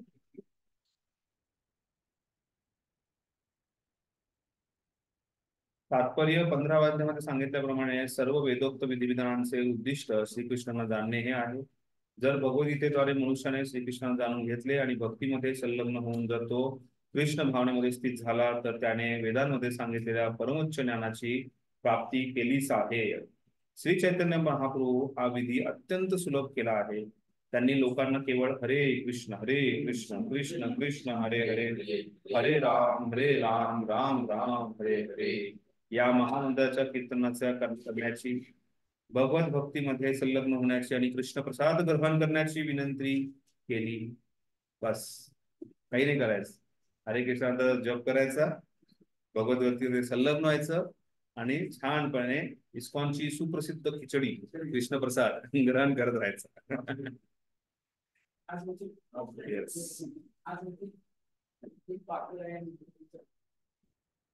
त्यामुळे दुसरी झाला.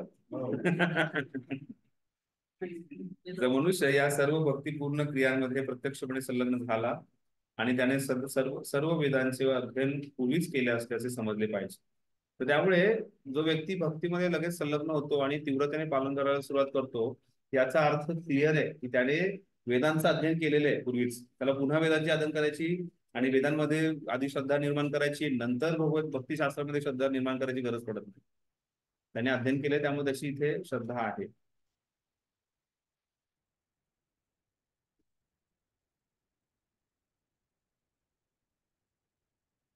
त्याने निष्कर्षाच्या योग्य रीतीने प्राप्ती केली आहे. अर्थात कृष्ण भावनावेत नसणारे आणि भक्तीमध्ये संलग्न न झालेल्या सामान्य लोकांना काय करावे, काय करू नये त्याचा निर्णय वेदोक्त आदेशानुसार केला जातो. मनुष्याने वादविवाद न करता वेदानुसार कार्य केले पाहिजे. याला शास्त्रतत्वांचे पालन करणे असे म्हणतात. अपूर्ण इंद्रिय, फसवण्याची वृत्ती, चुका करणे, भ्रमित होणे हे बद्ध जीवनामध्ये आढळणारे 4 दोष शास्त्रांमध्ये आढळत नाहीत. कोणते 4 दोष? Imperfect senses, cheating propensity. तर याची पण एकानंतर एक गोष्ट होते. सर्वात पहिल्यांदा जे इम्परफेक्ट सेन्सेस, आपले इंद्रिय अपूर्ण आहे. अपूर्ण इंद्रिय असल्यामुळे व्यक्ती जो आहे हा भ्रमित होतो. भ्रमित झाल्यानंतर तो चुका करतो आणि नंतर त्या चुका लपवण्यासाठी तो फसवणूक करतो. अशी त्याची शृंखला आहे. अशा प्रकारे 4 जे डिफेक्ट आहेत काय IICC, ठीक आहे. म्हणून दोषातीत असणाऱ्या शास्त्रामध्ये सांगण्यात आलेल्या विधिविधानांचे स्वीकार साऱ्या संत, महंत, आचार्य आणि महात्म्यांनी काहीही बदल न करता केला आहे. भगवद्गीता माझी आहे तशी नाही, भगवद्गीता जशी आहे तशी. भारतामध्ये आध्यात्मिक ज्ञानाचे 2 पक्ष आहेत. साधारणतः या 2 प्रकारांमध्ये वर्गीकरण करता येते, सविशेषवादी आणि निर्विशेषवादी. दोघेही आपल्या जीवनामध्ये वेदोक्त तत्वांचे पालन करतात. शास्त्रविधींचे पालन केल्यामुळे मनुष्य सिद्धांत अवस्थेपर्यंत प्रगत होऊ शकत नाही केल्याविना. म्हणून तो शास्त्रोक्त वास्तविक तात्पर्य जाणू शकतो, त्याला भाग्यवान असे म्हणते. मानव समाजामध्ये भगवंतांना जाणण्याच्या तत्वाला विरोध करणे हे सर्व प्रकारच्या पतनाचे मूलभूत कारण आहे. मनुष्य जीवावरील हाच घोर अपराध आहे. म्हणून भगवंतांची मायाशक्ती आपल्याला सदैव त्रिविध ताप देत असते. ही मायाशक्ती त्रिगुणात्मिका आहे. भगवंतांचा मार्ग मोकळा होण्यापर्यंत मनुष्याने निदान सत्वगुणामध्ये स्थित झाले पाहिजे. सत्वगुणाच्या आदर्शांपर्यंत प्रगत झाल्याविना मनुष्य रज आणि तमगुणामध्येच राहतो आणि हेच त्याच्या आसुरिक जीवनाचे कारण आहे. हे रजगुणी आणि तमगुणी आहेत ते शास्त्र आणि साधू आणि योग्य भगवंत ज्ञानाचा उपहास करतात. ते आध्यात्मिक गुरूंच्या आदेशाची अवज्ञा करतात आणि शास्त्रविधींची पर्वा न करता भक्तीचा महिमा ऐकण्यासाठी ते भक्तीकडे आकृष्ट होत नाहीत. याप्रमाणे स्वतःच्या उन्नतीचा मार्ग हे स्वतःच निर्माण करतात. ते मानव समाजाचे काही दोष आहेत आणि त्यामुळेच मनुष्य आसुरिक जीवनाच्या आहारी जातात. तथापि मनुष्याला जर प्रगतीपथावर किंवा सर्वोच्च स्थितीपर्यंत नेण्याचा योग्य आणि प्रमाणित आध्यात्मिक गुरु प्राप्त झाला तर त्याचे जीवन यशस्वी होते. या प्रकारे भगवद्गीतेचा दैवी सुरसंपाद विभाग योग या 16व्या अध्यायावरील भक्तिवेदांत भाष्य संपन्न श्रील प्रभुपाद की दैवी आसुरिक विभाग योग. हरे कृष्ण. आपण इथे विराम देऊया. धन्यवाद. श्रीमद भगवद्गीता की जय. श्रील प्रभुपाद की जय. कृष्णा प्रभूजी. Yes madam. प्रभूजी ते ओपन बुकचे जे प्रश्न आहेत ना हिंदीमध्ये ते मराठीमध्ये मिळाले तर बरं होतील आणि थोडेसे त्याच्याविषयी जरा तुम्ही सांगितलं तर पुढच्या क्लासमध्ये जरी सांगितलं तरी चालेल. हरी बोल.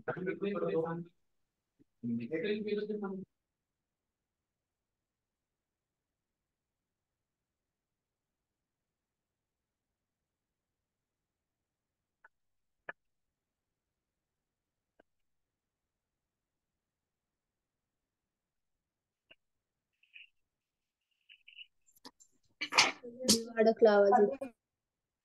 आवाज नाही.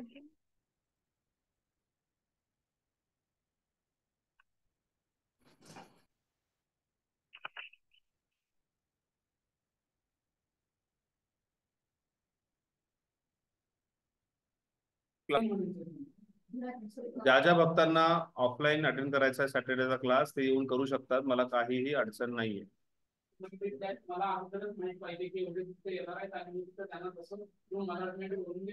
किती भक्त येतात ऑफलाईन क्लाससाठी? शनिवारी सुद्धा फक्त माताजीने हा ऑर्डिनेटर असतील. ठीक आहे. तर आपण शनिवारी आणि रविवारी भेटतोय 17वा अध्याय पूर्ण करण्यासाठी. धन्यवाद.